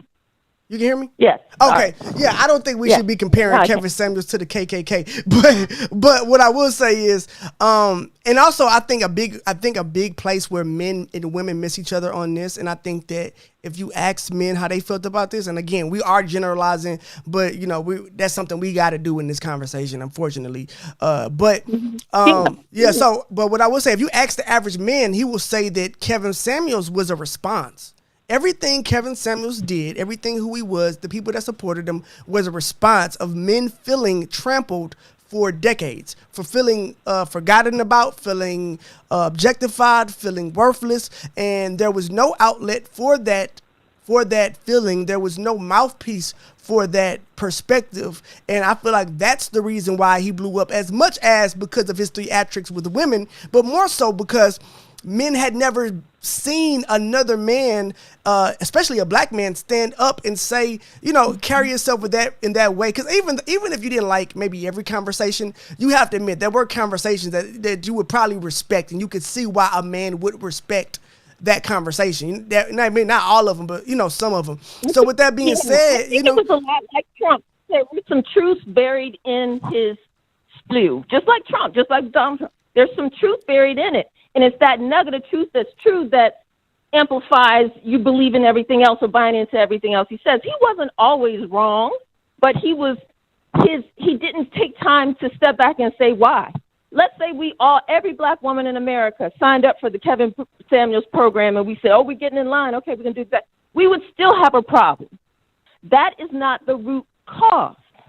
It's many root causes. I say that it was many root causes, and I will also say that simply by Kevin Samuels being Kevin Samuels and rising to fame, I feel like there was more attention and conversation regarding, and I would even say at the end of the day, positive conversation, regardless if you want to admit it or not, conversation that happened due to his rise, because I feel like there was no conversations regarding these topics before him, and they were still plaguing our communities and our people, and no one addressed them. So maybe it wasn't addressed in the best way, but there was no one saying the things that he was saying. And somebody also said a lot of women keep making fun of him in the comments, saying, hey, well, these black men were weak, y'all needed a father figure, da da da. Yes, 100%. You understand that there has been a epidemic of single mothers and young boys growing up with only mother figures, no fathers. And he spoke to a generation of men who didn't have fathers. Some men learned how to wear a suit from Kevin Samuels. Some men learned how to talk to a woman and hygiene from seven. He was kicking the dog. That's the problem. He was kicking the dog. And I don't disagree with you completely, because I think there are conversations that men haven't had, didn't know how to have, express their needs, express their pain. And he tapped into that. Mm-hmm. But he did it so just like Donald Trump tapped into the Look, we cannot be of the undercourse. You cannot be comparing the two. That is two different things. It's the same playbook. I won't equate him to the KKK, but it is. Well, I would say, that's a playbook. On grievance and then exploit it, and then and the root causes of none of this were ever really examined. I've seen many women come on his show with an attempt to ingratiate themselves towards him, but he would find the thing to attack them on, and a lot of times it's because they have a child. And again, I'm not a single mother, so that I'm not even just self-defending or feel like, oh, I lost my value. No, I'm saying this on behalf of the fact that it's not right. Well, I mean, when it comes to the child thing, that's a realistic thing. I think that women did, and this is the other thing. I think really women in general, and I think Brittany, my co-host, alluded to this, was just like women found out, and I think the disrespect was a big part. But I don't think this was really about disrespect. I think that was definitely a significant part of it. But I think the other side of that coin was that women just didn't like what they were hearing. They just didn't like the information. And I didn't think versions of what Kevin said. I've been hearing versions of this because I have been in a lot of, I'm not trying to sound funny, but I've been in a lot of high value environments. Know a lot of people he would consider a high value man. I guess I would be one by his standard, whatever. I have 4 brothers. I was raised with my dad. I've been in a lot of conversations. So it's not like, oh my gosh, I've never heard. No, I'm talking about you. I'm talking about just men.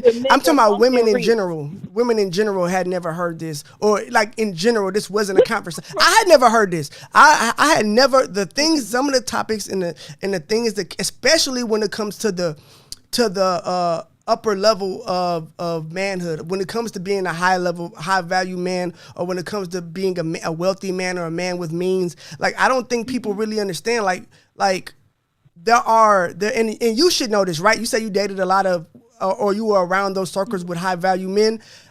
There is a way to be a high value man. There is a way a high value man, and I'm saying high value man, but I don't mean it in his way. I'm just saying like a wealthy man or whatever in these circles.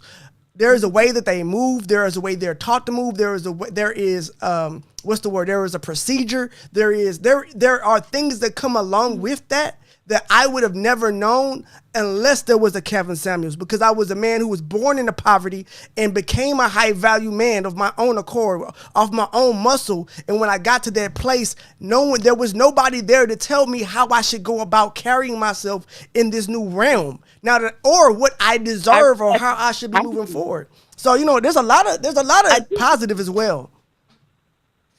I do think that he was a role. I think he had a wonderful platform to be a role model in a lot of different ways. And he didn't need to be squeaky clean and perfect. Mm-hmm. I'm not saying he had to be out here doing prayer circle and that he could never send it to somebody straight. But at a certain point, he just liked to twist the sword. And I was like, yo, you're already here. You don't need to do this anymore. But that's just who he was, sadly, rest in peace. But that's what he enjoyed, I guess. And that's what got him the views. So people like to tap into other people's pain and exploit, and I think that's what he did. But at the same time, did he bring forth a conversation about men thinking about their wants and needs? Yes, he did. Did he do it in the right way? Not in my opinion.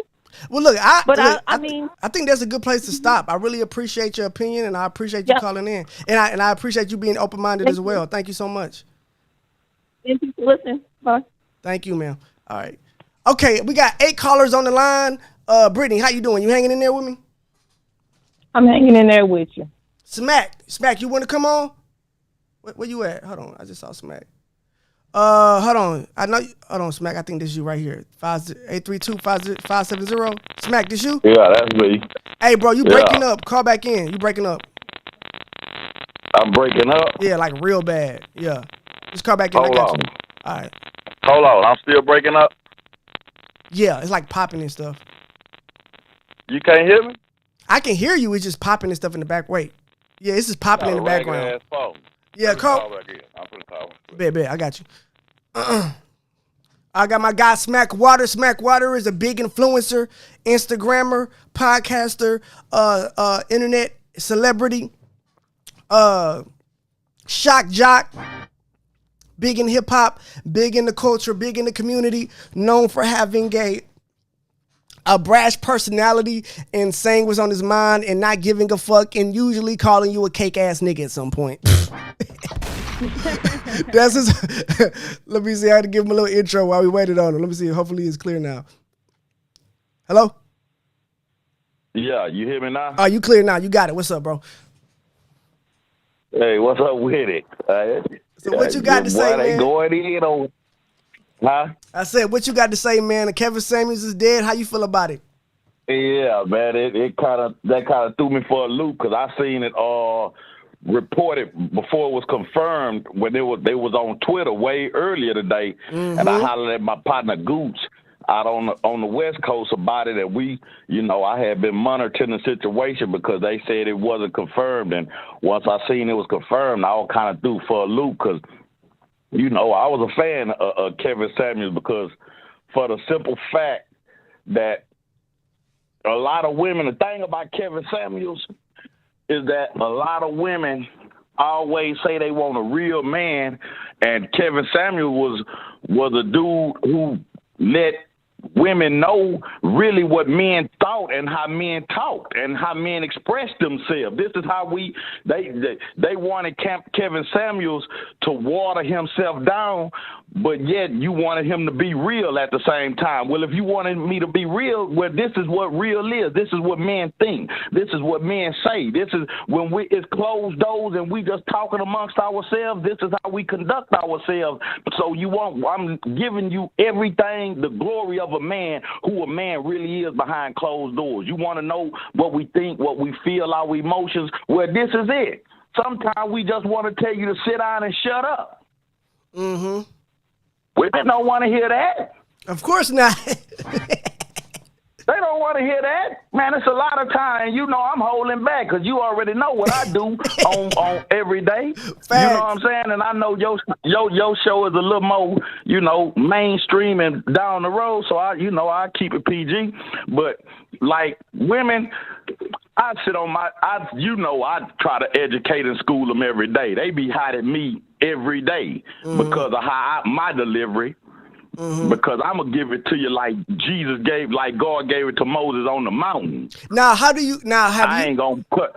Have you seen the women celebrating him being? Have you seen the comments, or did you see that on Twitter? I seen that monkeyness, man. It's everybody gonna feel how they want to feel, man. I'm not here to tell somebody how to feel, because Kevin Samuels hurt a lot of their feelings, man. He hurt a lot of their feelings. Women talking about it don't apply to me. Why you mad then? He talking about a specific person, a specific type of person. I just done a post day before yesterday on my page about it. People all in my comments all the time talking about that ain't everybody, that ain't me. Well, I'm not talking about you. If it ain't you, he's not talking about you. He's talking about a specific type of individual. That he taught whenever he was real clear. One thing I can say about him, anytime he spoke or to whom he was speaking about, he was clear and could, like his very last famous thing that just went viral right before he passed. Those are some crazy last words to have the world know you by. Where he called the women leftovers. He called him what? He called him what? You seen that?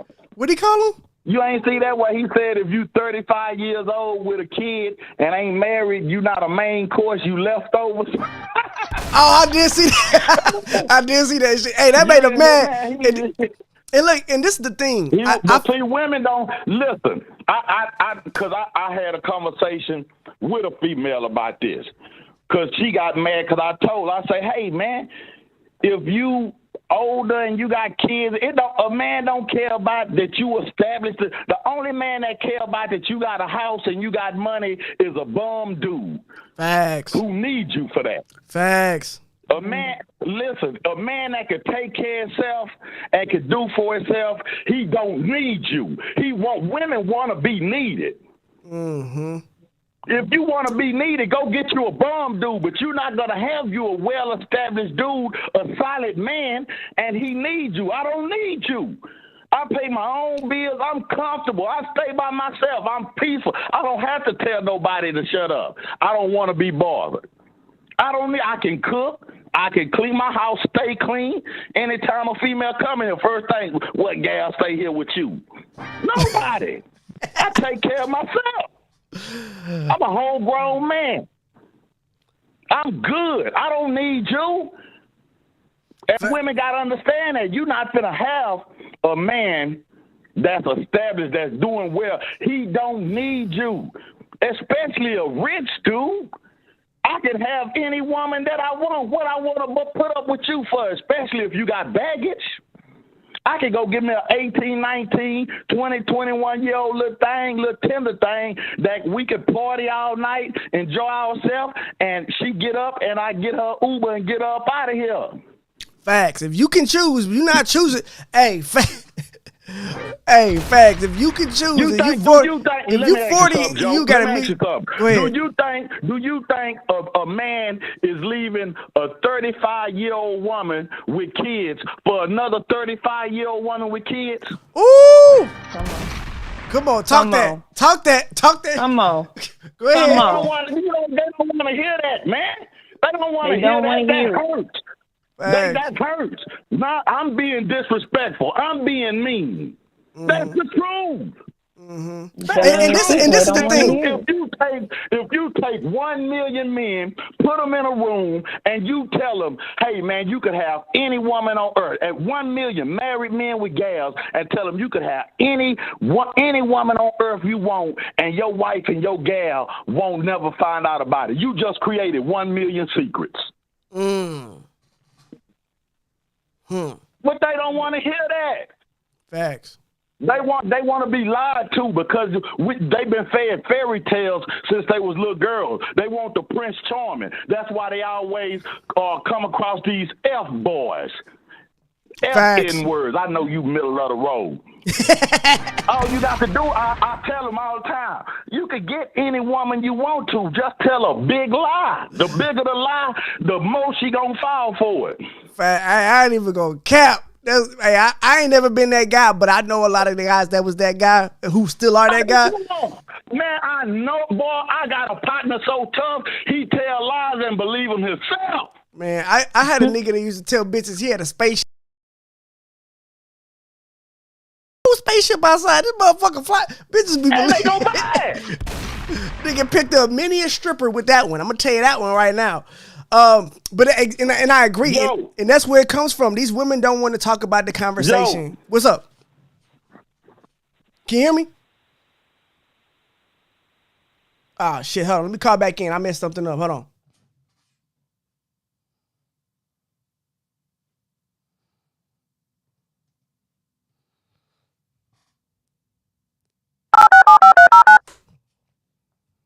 I done had to call back in the show about 10 times. Tia Brownstone says, y'all looking for daddies in every older man. You wrong for that one. Hold on. You still there? Calling back into a... Connecting you now. You still there, Smack? Smack. Hello? Brittany, you there? It's just me. Oh, damn. Hey, when yeah, I'm here. If I ever stop responding, you start talking to him and just tell him to wait because I'll call back in. All right, your phone breaking up. Oh, you can't. Oh, it's breaking up right now? Yeah, it's doing the robot thing. All right, let me call back in. Hold on. I'm gonna let Smack on. Hold on, no, he can just wait. Smack, if you there, just give me a second, bro. I had to call back in. My phone was tripping. Give me 2 seconds. I'm about to call back in and let you back on. Hold on.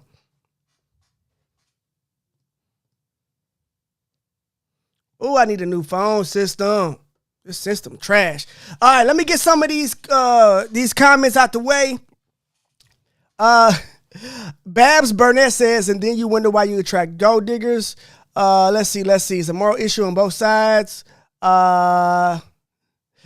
She said, this man is off his meds, take your 91-year-old ass to sleep. Hey, I got to get off my boy like that, man. Y'all doing the most. All right, hold on. Hello? Oh, hello. Here Press go. 1. To hear important instructions, press 2.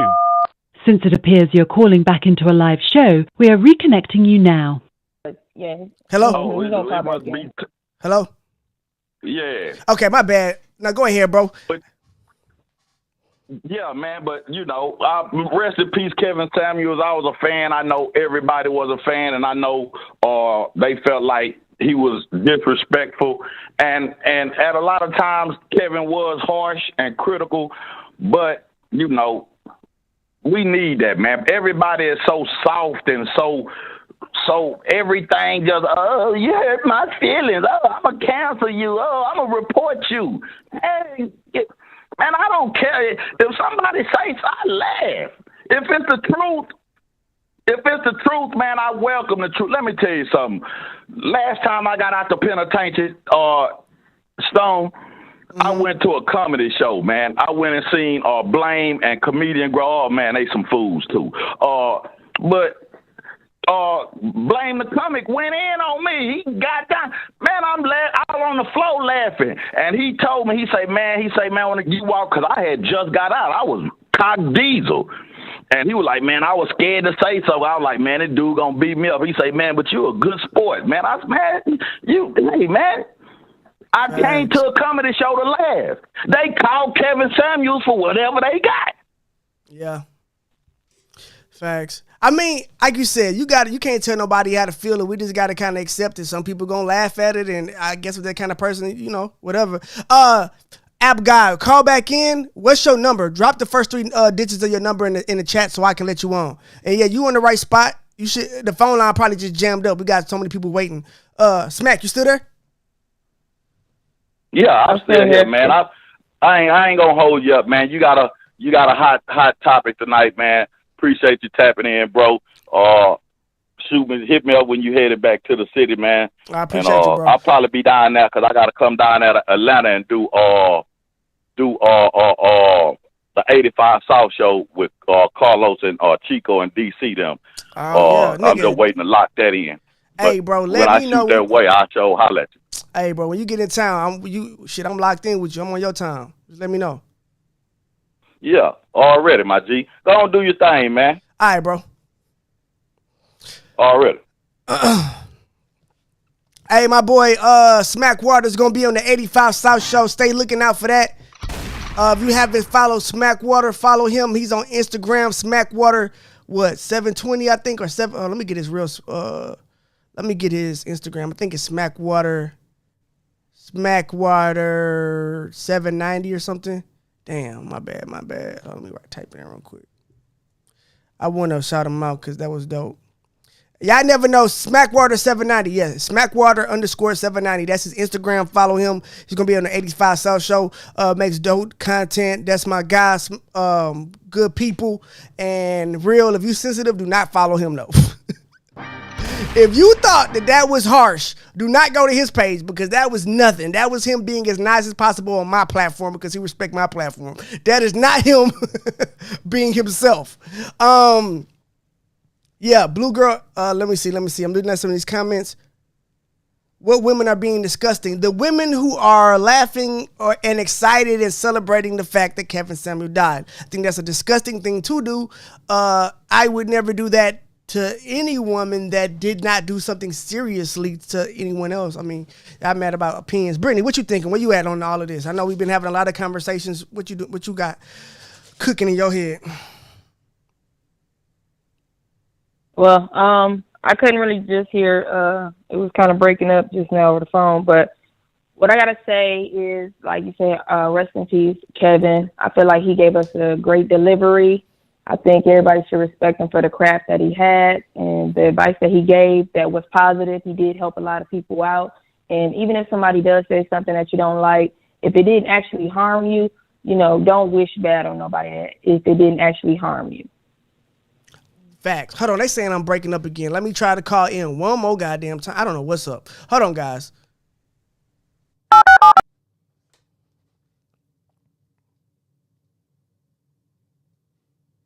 App God, what's your I got you right now, App God. I'm about to let you 310. I got you. Then I got 760. Yeah. Where are these women? Go to Twitter and go look. T. Brownstone Hughes said, in my mind, T. Brownstone, don't let me. This is not a thing. What we not gonna do, and I've been real cool during this whole thing. Like, y'all know I'm cool with the different opinions and stuff. What we're not gonna do is lie on this show. Women have been celebrating. I have seen it my goddamn self. You can go to Clubhouse right now, and you can go into any Clubhouse room. I'm pretty sure there's a woman clapping in there. If you go to Twitter right now and scroll down your timeline, you will see a bunch of women doing this. If you go down, I'm pretty sure your Facebook and Instagram, you will see it in the comments. Don't play with me because I will pull it up now, okay? I don't like that shit. What we not going to do is lie. That's not a thing. We're not lying about what happened here. That's not a thing that I'm playing with. Like, come on now. And again, if all I'm saying is that is disgusting. I don't think it's cool. If you think it's cool for people to laugh at a dead man dying simply because, then that's you.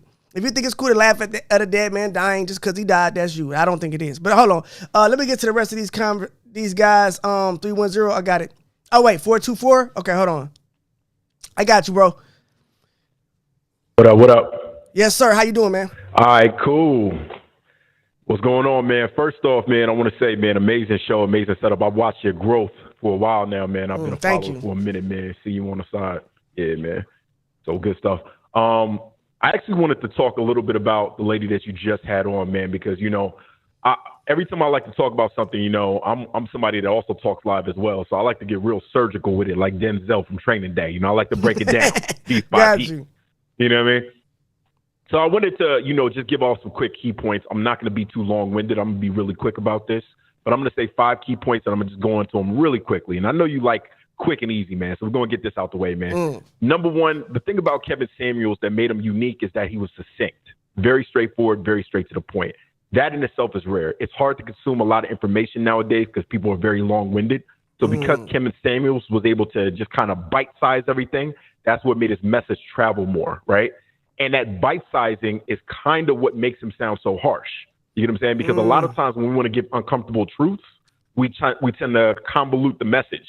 Oh, you want to give somebody like a bad story, you going to say, so what happened was me and the homie, like, nah, he would just be like, yo, look, you got robbed. Like, he would just come straight with it, and it would hurt because it's so rare to get that type of message like that. That's pretty much it. Number 3, I want to talk about the point of her talking about him hurting feelings. What he did actually was disarm people. There were a lot of women who would call into a show and they would call in really hot with a head full of steam. They're coming in ready to, do battle, go to war to defend their opinions, like most people do when they have an opinion that they hold closely to, right? What Kevin Samuels did is he disarmed people, and I haven't watched many of his shows. I've only watched like a couple clips of his shows, but from what I've seen of him, I never got a hint that he was trying to be dishonest. And that is the key point. You know what I'm saying? Ooh, cause we've talked a lot about disrespect. Tried to be dishonest. But we've never talked about dishonest. Go ahead, kick that. Yeah, exactly. Like, that's the thing. Like, let's talk about honesty. You get what I'm saying? Like, the truth of the matter is this. I'm pretty sure a lot of people are familiar with Tinder, right? Not many people know this, but I have a Tinder account. I never talk about it, but I have a Tinder account, Even myself, you were talking about yourself, Joe, about being high value. Kevin Samuels made me question myself. I'm somebody that has $1 million. You know what I'm saying? Real spill. And when Kevin Samuels broke out what a high value man is, I had to sit and question, am I a high value man? Because it's not about the money. He listed some very key points. He said, look, being a high value man means you also have the respect of other high value men. You're acknowledged in that circle, right? Facts. So she's talking about being hurt. Shit, I was fucking hurt. You feel me? Here I am sitting here. I worked hard my whole fucking life. I got the money. I'm sitting here, and now I'm like, damn, do I got the respect of all of my peers? You know what I'm saying? I got a couple, like, people know my name, but do I got them all like that? Like, I got self-conscious. So, but that's the thing about men. We're used to being in that situation. We're used to having to question ourselves. We're used to being criticized, and we're used to taking it in stride. You know, a lot of women are not used to that. And therefore, you know, they're going to go off hill. You know, if they get questioned, it's a big problem because it's rare. For us, be like, okay, that's part of the game. Now, he talked to women how he would talk to men, basically. No, I agree. And one thing, someone says, y'all let a man, T. Brown says, y'all let a man with 2 failed marriages make you question who y'all are. Y'all listen to anyone. No, that's not what we're talking about. You said exactly what I said. I think me and you probably had like a similar experience. I ain't made $1 million yet. Hopefully in the next couple of years I will. But like, oh, you on your way, bro. You on your way. Appreciate that. But that's the thing I had to realize too. And I don't think only men who are built a certain way and like going a certain place understand what you just said. I don't even think a woman could understand a woman could understand what you just said, because I had the exact same realization. I said the same thing to myself, and I realized like that's what you're supposed to do. And then I started realizing like, oh, this is what all these guys are doing. I just didn't realize that that's what was happening here. Like I didn't know that as a man, part of my job was supposed to be building relationships with other men of equal value, or at least on the level that I'm either trying to go to or are on. Like, you know what I'm saying? But nobody told me that. Right. I'm like you said, I was like you. I'm just getting my money in the corner, staying to myself, and didn't understand not only that you should be doing that, but why should you be doing that? Because it's bigger than just, oh, I want these guys to know my name. No, because those are relationships. That is more business. That is when your son walks into a room in 20 years, maybe you don't have your money anymore, or he doesn't have your money, but he has your name. And because of who you are to those other men, his path will be laid out before him. You know, and it can work the opposite way. It can work if your daddy was a fuck nigga and you tried to go, you know what I'm saying, open up a business and your daddy done scammed everybody in town. They probably not going to give you a loan. Nobody's going to help you. You know what I'm saying? But, that is facts. And so that's what I'm saying. Like, they don't understand. Like, those were gems that men did not know. And I don't gonna say men in general, but I would say. We didn't know that. We did. I didn't know. And especially black men who had to build themselves up. And like I said, like, he played the position of a mentor to a lot of men, because I just don't think they understand, like, being a man is hard and you don't really get all the rules. And even if you had a dad, maybe you didn't have a dad that ever became a millionaire. So he can't tell you what you're supposed to be doing. He only made 60 his whole life. You get what I'm saying? So a lot of women in these comments are like making fun of men because, you know, we found value in the things that he said. But I'm like, what are y'all talking about? Like, y'all don't find value in certain women that y'all follow, or what? Like, what the fuck are y'all even talking about? That's weird. I don't know. I just want to say one more thing, man. This is probably like my last 2 key points right here. So I'm going to say one thing about Kevin Samuels that I think a lot of women don't appreciate about him, but is one thing that I noticed because, you know, my background is psychology. You know, right now I trade stock options. You know, I'm an app developer, but my original, what I went to school for, was psychology. And the first thing that I noticed about Kevin Samuels is he never criticized a woman on what she didn't have the power to control. Never. Ooh. Not one time. A woman never got on Kevin Samuels' show and he was like, oh, I don't like your nose. I don't like your eyes. No, he would criticize things like life choices. Okay, are you taking care of your weight? Did you properly build your family the right way? Like, everything he criticized somebody on was something within their means of control. And that's really powerful. Because there's a difference between, you know, insulting somebody and giving them criticisms on things that they need to take power of. And that's what Kevin Samuels did. And that's what made him so unique. A lot of people don't pick up on that.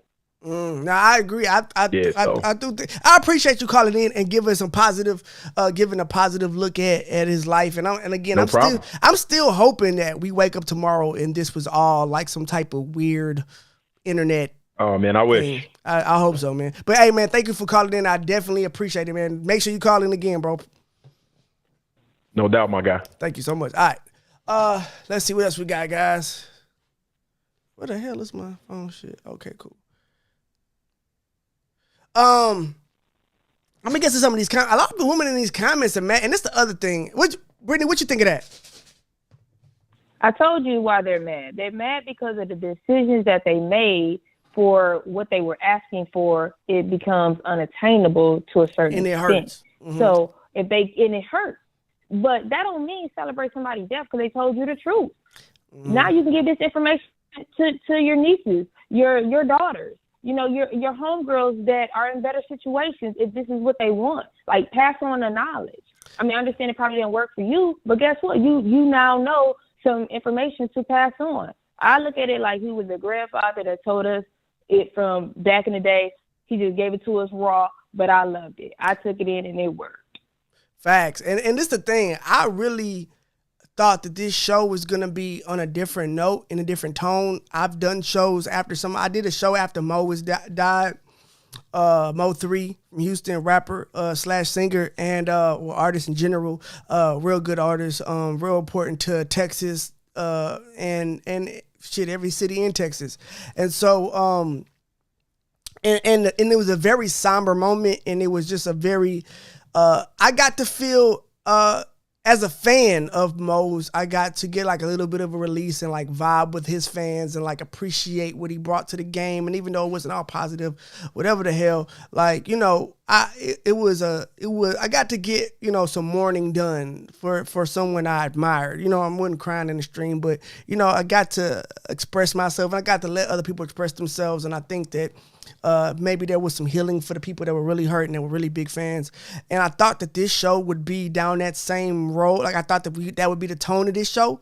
That was actually why I was excited to do it, because I didn't allow myself to process his death before I kind of got the news, and then I got to go to work because this is my job. And I thought we would be on a different point. I didn't think that I'd be here defending his actions or having to have conversations about, I guess maybe it was a little naive to think that I wouldn't have to have conversations about what he stood for. I just didn't think that would be the conversation tonight. Like, you know what I'm saying?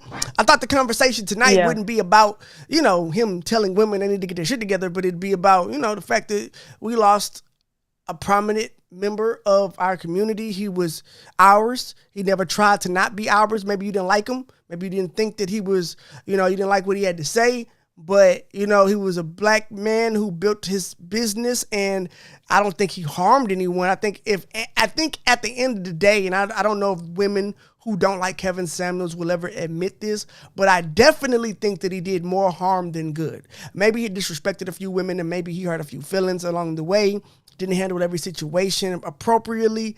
Maybe, his irritation with having to have the same conversation over and over bled through after a while. And sometimes in some of the conversations, it didn't go as well as it could have. I understand that. But I also think that in general, the conversations that it inspired, the dialogue, the way the men that he did help and the women like yourself that he helped. Because again, you don't get to be that popular without people finding value in what you have to say. He wasn't popular because people loved the hate on Kevin Samuels. Let's make that clear. That's not what happened here. He wasn't a Howard Stern. That wasn't his position. He was popular because people, men and women, liked what he had to say. Women called into his show because they wanted to learn how to attract the kind of man that he was, or that he knew, that he had knowledge of. And so, I think that he brought more positive than negative, and I wanted to focus on that. And I get that maybe people are hurt or were hurt. And then I had a friend of mine, Janice, she was in the comments, and I got you, Seven. I got you, Neil. You the next person. I got you. I think that his place in people's lives is deserving of the celebration his death is receiving. That's my guy, Adrian. I don't know what you mean by that. But yeah, and also T Brownstone Hughes said that I was lying when I said women are on the internet celebrating his death. Well, cool. I'm going to go to Twitter and I'm going to show you guys, so you guys know I'm not lying, because Joe Stone gonna bring you the receipts. I want the facts. I got you. Here we go. The first tweet 11 minutes ago at Hello Jay. Good for Kevin Samuels.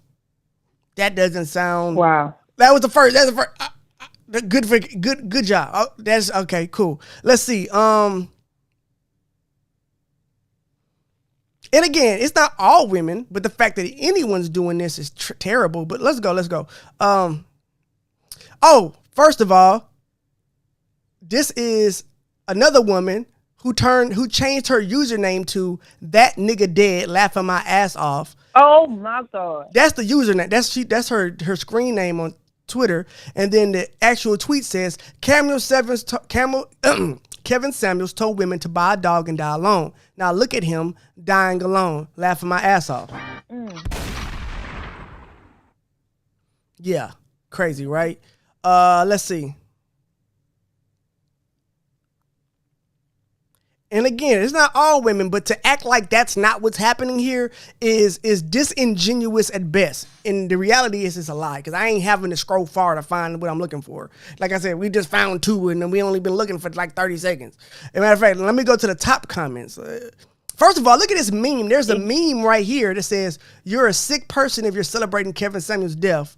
And then there's a picture that says "me," and it's like a woman with like the AirPods in her nose to make it look like she had a breathing machine, and playing like she's sick because you're a sick person if you're celebrating Kevin Samuels' death. That's the top. That's that. Okay, that's not happening. I guess I'm just making that up. Here goes another woman. Y'all mad at people for celebrating that Kevin Samuels died, but didn't care when he was spewing a bunch of sexist, misogynistic bullshit. Please cry me a river. Women are I would argue that's not celebrating. That's her talking about women celebrating. But the fact that women are commenting on the fact that women are celebrating says that what?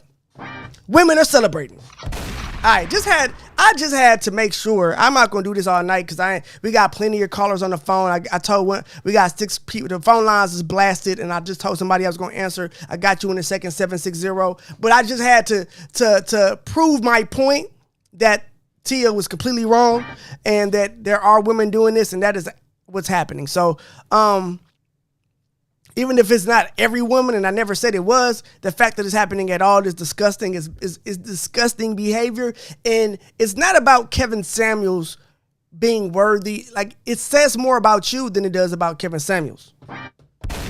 Exactly. If you are celebrating his death, it says more about you than it does about him. Let's be honest. We got to remember, he is not like Kevin Samuels never hurt anybody. Nigga told his opinion and talked to people that called into his show. Let's keep it in context. And I feel like with this woke generation, and when people like feel outraged or feel angry about something, they can't just be angry or outraged about that thing. They have to escalate it to the highest level, because it can't just be what it is. So like the woman that called in was like, he's like a Donald Trump, or he was like the KKK. Like, wait a minute, what are you talking about?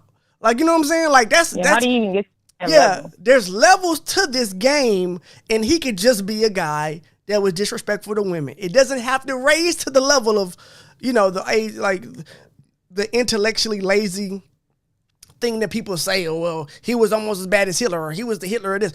Like, it doesn't have to raise to that level. He can just be a guy you didn't like who said some things on the internet, and it could just be that. It don't have to be escalated to the highest level. That's when you start participating in lower level energies, and like I said, it says a lot more about you than it does him. But anyway, we got another caller waiting. I think I'm probably gonna take a couple more. Let's see where we at. 760. I know you've been waiting a long time. How you doing?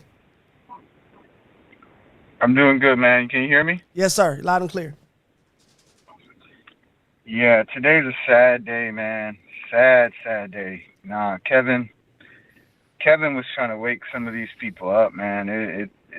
This one kind of hit hard because, I mean, our community is suffering. Like, if you look around, and he spit nothing but facts.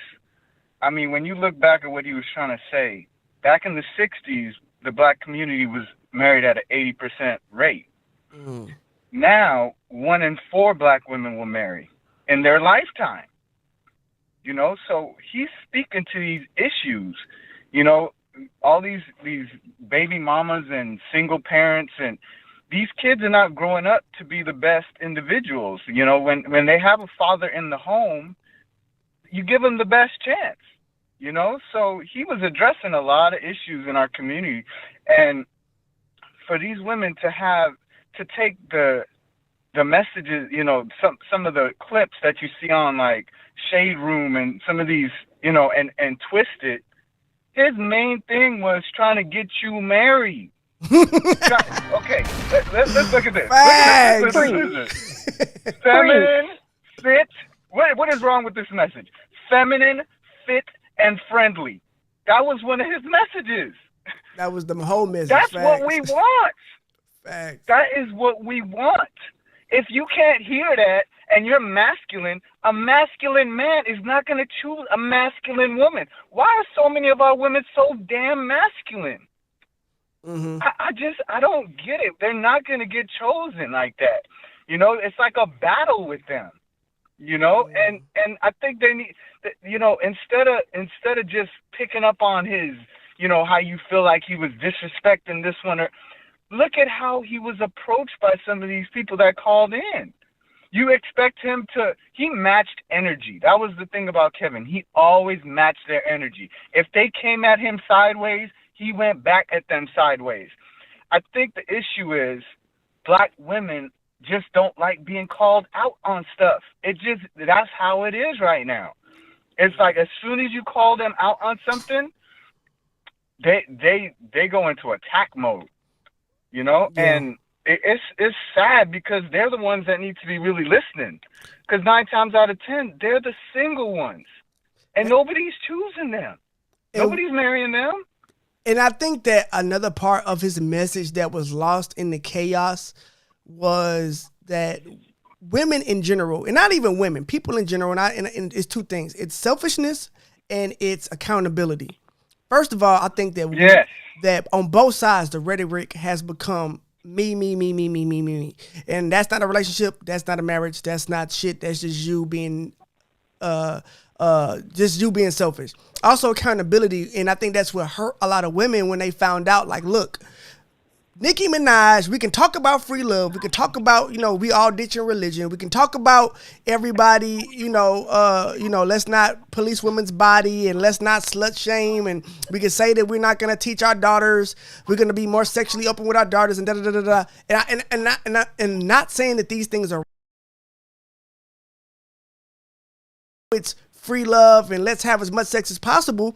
And then these people don't, and then there's no accountability. So now you done had sex your whole 20s. You hold around. You're in 30s. Now you want to settle down, but you got 2 baby daddies because you was out here throwing it to everybody. Because Nicki Minaj told you to throw that shit in the circle.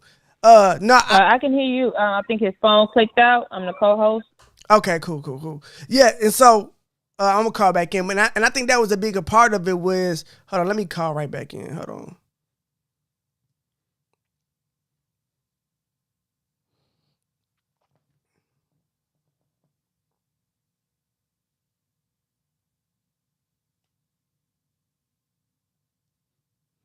Hold on, guys. I'm about to come right back. 1 second. You're calling back in. Okay, I'm back. I'm sorry about that. But what I was saying is that at the end of the day, I think that it was the accountability aspect that threw, as well as the selfishness thing. And I'm not talking, and I'm not saying this is all about women. I'm saying that on both sides that this is an issue. But when it came to women, I think that they have to deal with the consequences heavier when it comes to having children, when it comes to being promiscuous. So when you teach that, or we all live by that, and then we have a generation who are getting older now and realizing that living like that didn't give you the life that you thought you were gonna have. Because now, because you decided you was gonna hoe in your 20s and you fucked around and got 2 kids, and maybe you tried to do it the right way, you picked the wrong guy too early, got married too quick, didn't do your research, was moving too fast, and then you got a baby or 2. Unfortunately, you should have made it work with him, because now the dating world is a whole lot harder for you. And I think the biggest problem is like Kevin Samuels told women why they were experiencing the reality they were experiencing, and they still didn't want to deal with it. You know what I'm saying? Like, he's telling you there's a reason why you are going. I'm gonna tell you something. This is what Kevin said, and I don't want to do this. I don't really talk about my own family and stuff. My mama called me. My mama is, I don't know, she's about 20. Well, I don't know. She's about to be 60. In her mind, she still thinks that she's going to get a millionaire. My mama is a grown ass woman that's divorced, got 2 grown kids, like grown as hell. I'm grown as fuck. Got my own family, got my own wife, got my own son, and she's a grandmother. And she thought with her delusional ass that she was gonna go find a millionaire at her age. And it doesn't matter. And why? Because at 60 and 2 kids and you divorced, a man that's your age that has $1 million is not going to want to date you, mom. You want to know why? Because he can go get a 30-year-old or a 40-year-old hell and for half the price, with half the work, with no kids, and she can have a tight body and he can run off into the sunset. You don't offer him anything that he wants. That's just unfortunate. So you should have stayed married and made that marriage work, because if you do get divorced, it's going to be hard out here for you. And I think that there's just a lot of things that women didn't want to hear. And again, I'm not female bashing, and I'm not saying that women are the reason for everything wrong in relationships and marriages between black men and women. I'm saying that this is an aspect of it and something that women do not want to hear. The same way men have things they need to address as well. But no, go ahead, man. I'm sorry about that. I had to get that off. Yeah.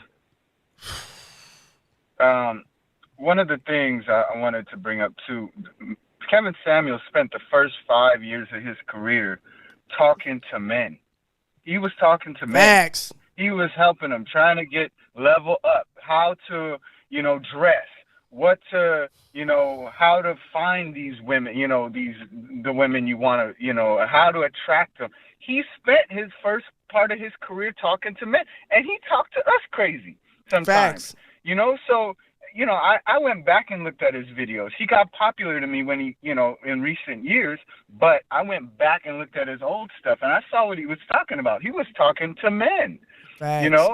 So for women to say now, the last 2 years he's been talking to them, now they're pissed off as hell, and it's like, wait, we need a voice like his. We need, he spent some time talking to men. We understand what we need to do. Men, we learn from the world real quick. It is what it is for us. With women, it's like they can live in this dream world, and sometimes you need that voice to kind of bring you down and wake you up, for you to get the result you want. And that's the other thing. So, a lot of times when women called in, they called in because what? They were suffering. They called in because they were lost. They were confused. They didn't know what to do. They didn't know why this wasn't working. They didn't know why they were still single. They didn't know why they couldn't get a man to stay with them. They didn't know why nobody wants to marry them, but they keep getting fucked. They didn't know why reality wasn't performing in the way they thought it was supposed to perform.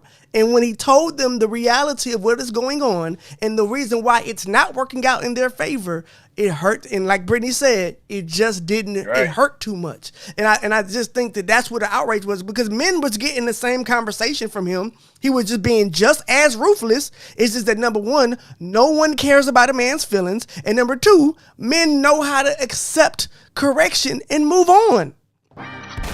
Because when men got in front of Kevin Samuels, the difference between men and women, when men got in front of Kevin Samuels and he broke them down and talked to them disrespectfully, they handled it differently because they knew at the end of the day he was right. They didn't even care about how he said it because it was irrelevant. You are saying facts. You are giving me information that is going to better my life and help me make me a better man, a better husband, a better boyfriend, a better whatever. And I didn't have this information. So I don't really give a fuck if you say I'm a fat, bald motherfucker. You're right. And men are used to receiving correction in an aggressive, in an abrasive manner.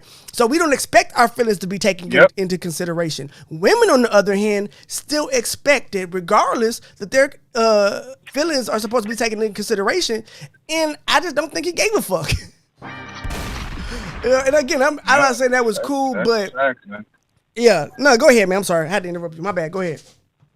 No, I was just going to say, and you can feel there's an agenda out there, man. There's masculinity, especially black male masculinity is under attack. It's been under attack for a while. When Chappelle's talking about men in dresses and you see him, Kevin Hart in a dress, this one in a dress, that one, Westbrook in a dress. It's under attack. And our women are more masculine. That's just facts. That's facts. So And for Kevin Samuels, that was a problem. That was a problem for us as men. We can't have our women be more masculine than us, or trying to compete for who's more masculine. That ain't gonna work. That never works in a relationship, you know. So, and what we want is not a masculine woman. That's not what we want as men. I'm talking generally, you know, unless you want one of these, you know, your previous caller call them fuck boys, you know, or, you know, one of these more feminine men.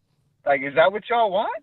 Because that's not for me, you know. No, I agree. So I don't know. We lost a good one, man. We lost a strong voice. You know, some of these women that needed to hear his voice aren't going to hear it now, and I really hope we wake up tomorrow and this ain't true, man. I really hope, because we need that voice in our community, man. If he's gone, we need another one. So I agree. Like, for real. Like, well, hey man, I appreciate you calling in, man. Thank you for calling in. Make sure you call in again. All right, man. Thank you so much. If you're watching this, make sure you subscribe to the podcast. If you're on Instagram, make sure you click the link in my bio, subscribe to the podcast. If you missed any part of this, it will be out tomorrow. If you're on YouTube, hit subscribe. If you're on Facebook, go to YouTube, subscribe. If you're on Facebook, if you look in the description of this video, there's a link to the podcast. It's called The Church of Joe Stone. You can find it on Spotify, Apple Podcasts, anywhere you listen to podcasts. We will be playing this tomorrow. This will be up tomorrow. Yeah. Brittany, you still there? You talking to me now? Yeah. You still there? Oh yeah, I'm still here. Sorry, I was doing a robot. Yeah.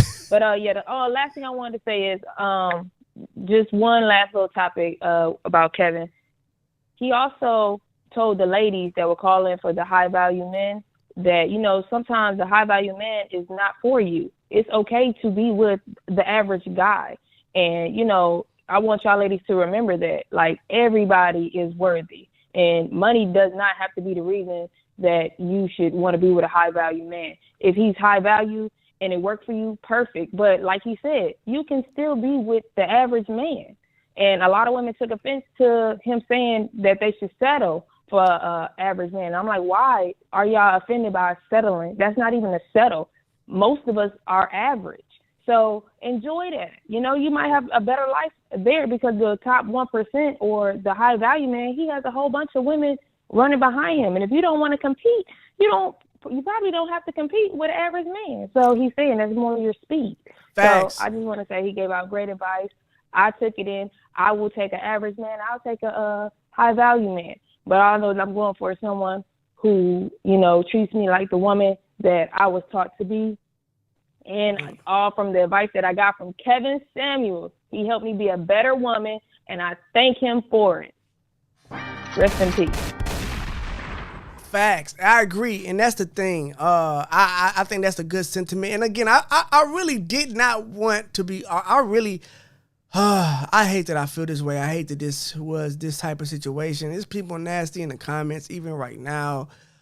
I don't even like looking at the comments every time I look over there. I just read something messed up. Even in my own comments, that's what I'm talking about. It's just I don't even like the tone and the you know what I'm saying. It's like a nastiness. It's like a low key excitement about him being dead, and it's like, what the fuck is wrong with y'all?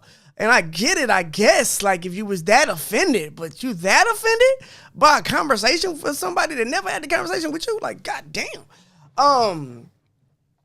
But yeah, I agree. I think that at the end of the day, and this is my opinion, I think that he had a good intentions, good intent.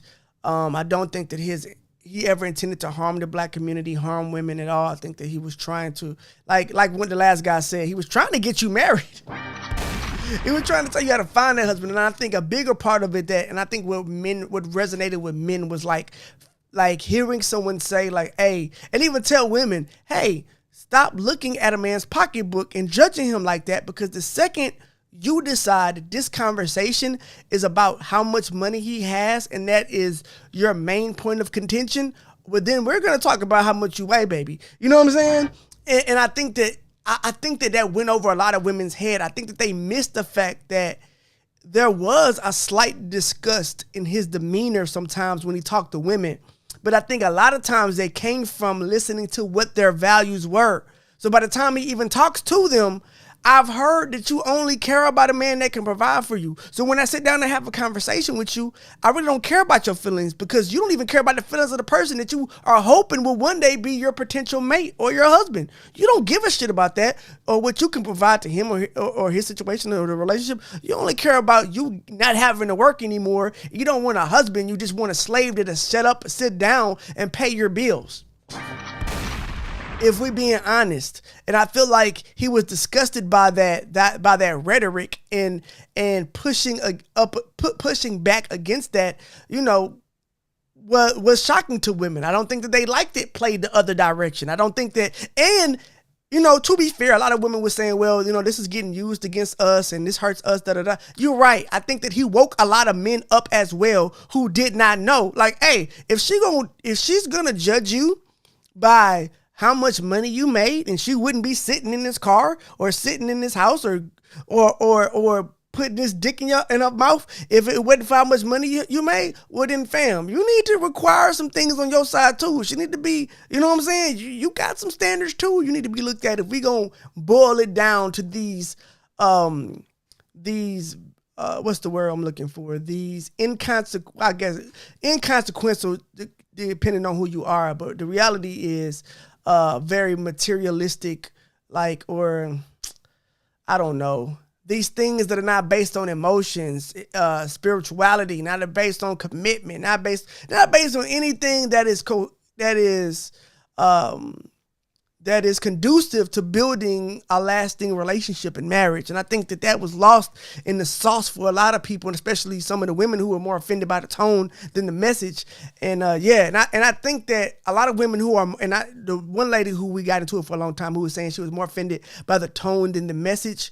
If you're more offended by the tone than the message, then you didn't understand how important the message was. Because if a guy is shooting up a mall and I see you, Brittany, and you walking towards the gunfire and I'm running away from the gunfire, and as I'm running, I say, bitch, run. You're not going to sit there and try to argue with me about me calling you a B when there's gunshots, you know what I'm saying? And I'm running the opposite direction. You're going to run. Why? Because the information at that point is more important than my tone. So I think that a lot of women just don't understand why for men, we don't see your point of view, because to us, nobody's ever said these things to women or for men. And for us, the information was way more important than the tone. And if you had taken the time to really understand where he was coming from, maybe you would have been less offended and more enlightened. And again, I'm not a Kevin Samuels apologist. I have my own issues with his rhetoric. I have my own issues with the manosphere and with the red pill society. Well, I don't even fuck with the red pill niggas because they weird. I have a problem with the dating gurus. Matter of fact, I said it on the last episode of the podcast. Am I lying, Brittany? I got a problem with those guys.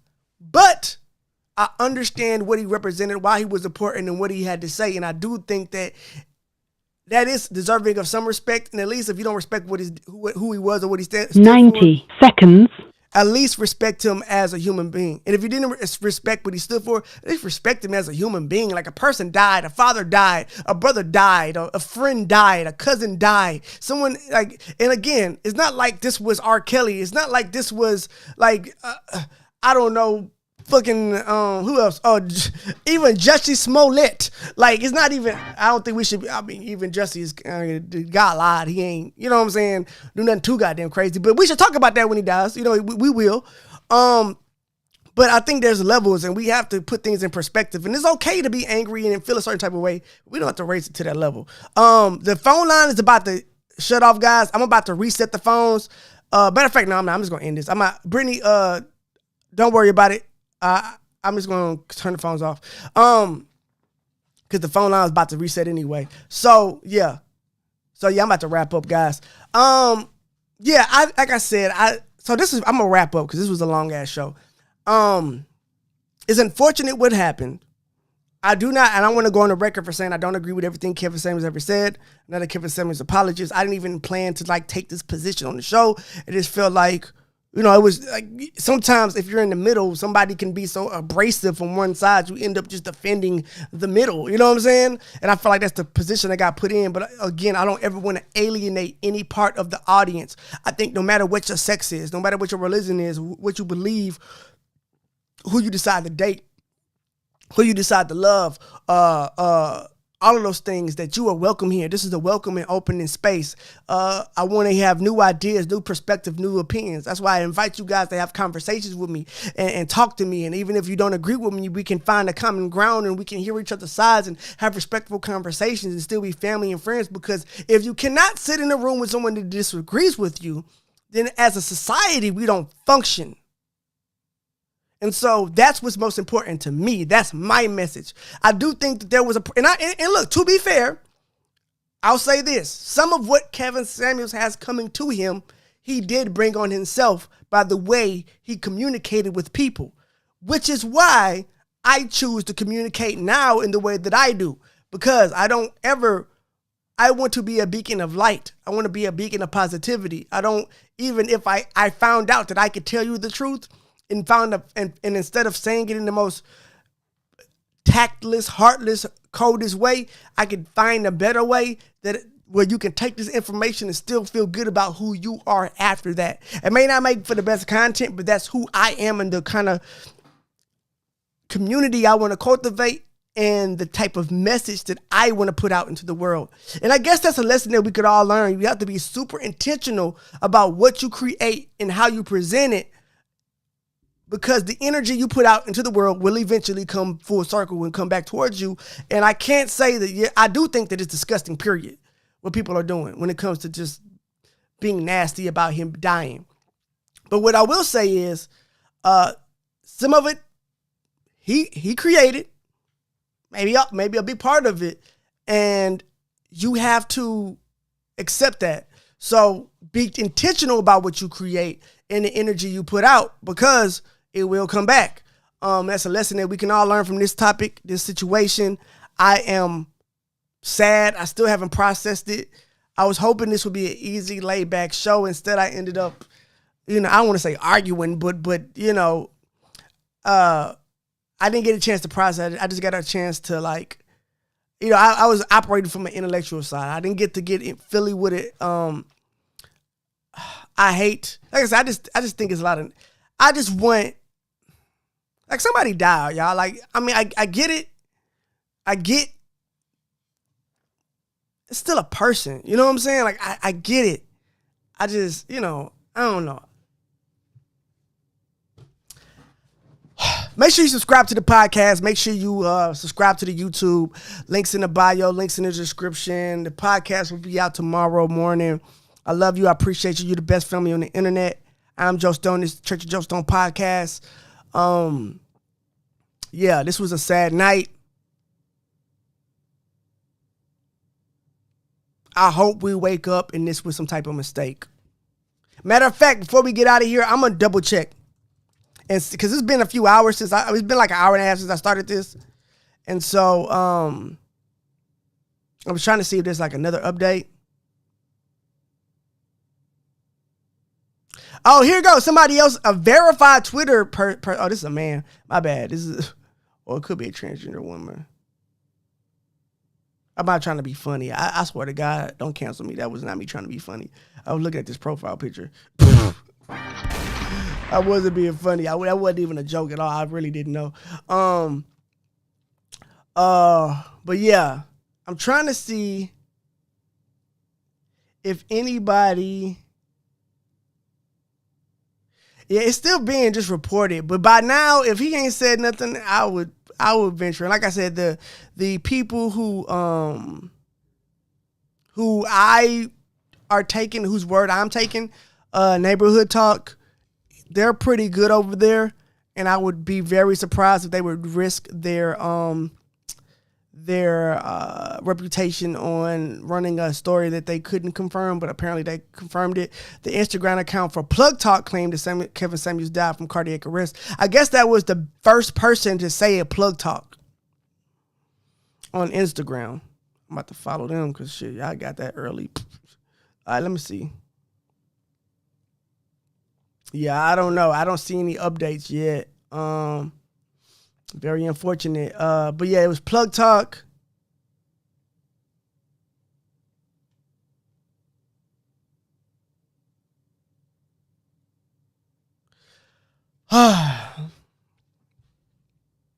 yeah, guys, so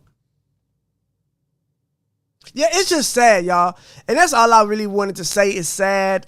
Thank you guys for rocking out with me, keeping me some company. We had well over hundreds of people watching this live, being a part, many callers. I couldn't get to them all. Y'all know how that goes. I love y'all. I appreciate y'all. I just hug the people you care about. Life is short. I do think that at the end of the day, for me personally, what I'm taking from this, and again, I ain't really had a chance to sit with it, think about it, is I am glad I changed my the way I go about what I do. Because I agree with some of the things he says, but I want to be the person that when people think about the Church of Joe Stone and Joe Stone, I don't want them to feel negativity. I want them to feel positivity. I want them to feel like joy, welcomeness. I want them to feel like I don't want this. This is not, and I know that, there's nothing wrong being controversial or polarizing and picking a side and standing. I'm not saying he did it wrong. I think he did it his way. And I don't think Kevin Samuels, if he was alive now, would change anything even after watching how people reacted to his death. I don't think he would give a shit, to be honest. I think he'd do it exactly the same way. I just think that there's a different way that I want to go about it and something else I want to be known for. Not this type of energy. And I damn sure don't want to go down as hurting people. And I think that's probably the downfall of his legacy, is that regardless of what happened, and we can argue that comes with success, that there's going to be, when you're that famous and you're that popular and you rise that quickly, that there's going to be hate and there's going to be haters, and regardless of how well you do when you're going, there's going to be someone to try to drag something out of the closet and hurt you with it, or hurt your legacy with it. But like I said, I think that there's a better way that it probably could have been handled, or a different way, and I want to go about it differently. I can't judge another man's walk through life. We all got to figure that out for ourselves. And again, yeah, Brandon said it, bottom line. And that's what I'm not even really talking about, that women being disgusting in that way anymore. And again, I'm not saying women are disgusting. The women that says, I'm going to stand by that. If you are celebrating him dying, if you're laughing and high-fiving over him dying, yes, you took this shit too far and you probably need some help. Like, that's a bit much. That's a bit much. We're not going to act like that's not a big much. That's a bit much, okay? You can not like him, not agree with him, think that he's not a good person, think that what he stood for was crappy, and still not raise it to that level. There is levels to this. That's all I'm saying. And that's just my sense of decency. And I would stand by this regardless of who we were talking about, depending on what they did, of course. And I guess it's subjective, whatever. I'm not trying to be the judge and jury.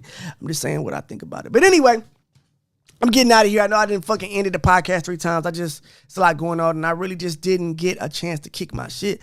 But I'm glad a lot of people got to call in and get their stuff off, and we had some good conversations. And it's not what I thought this was going to be, but it is what it is, and that's what this show is about, is the experience. And I thank you for being here with me for it, and I will see you in the next one. I am Joe Stone. It's Church of Joe Stone podcast. Make sure you subscribe. Make sure you subscribe to the podcast, Church of Joe Stone. Go Spotify, Apple Podcast.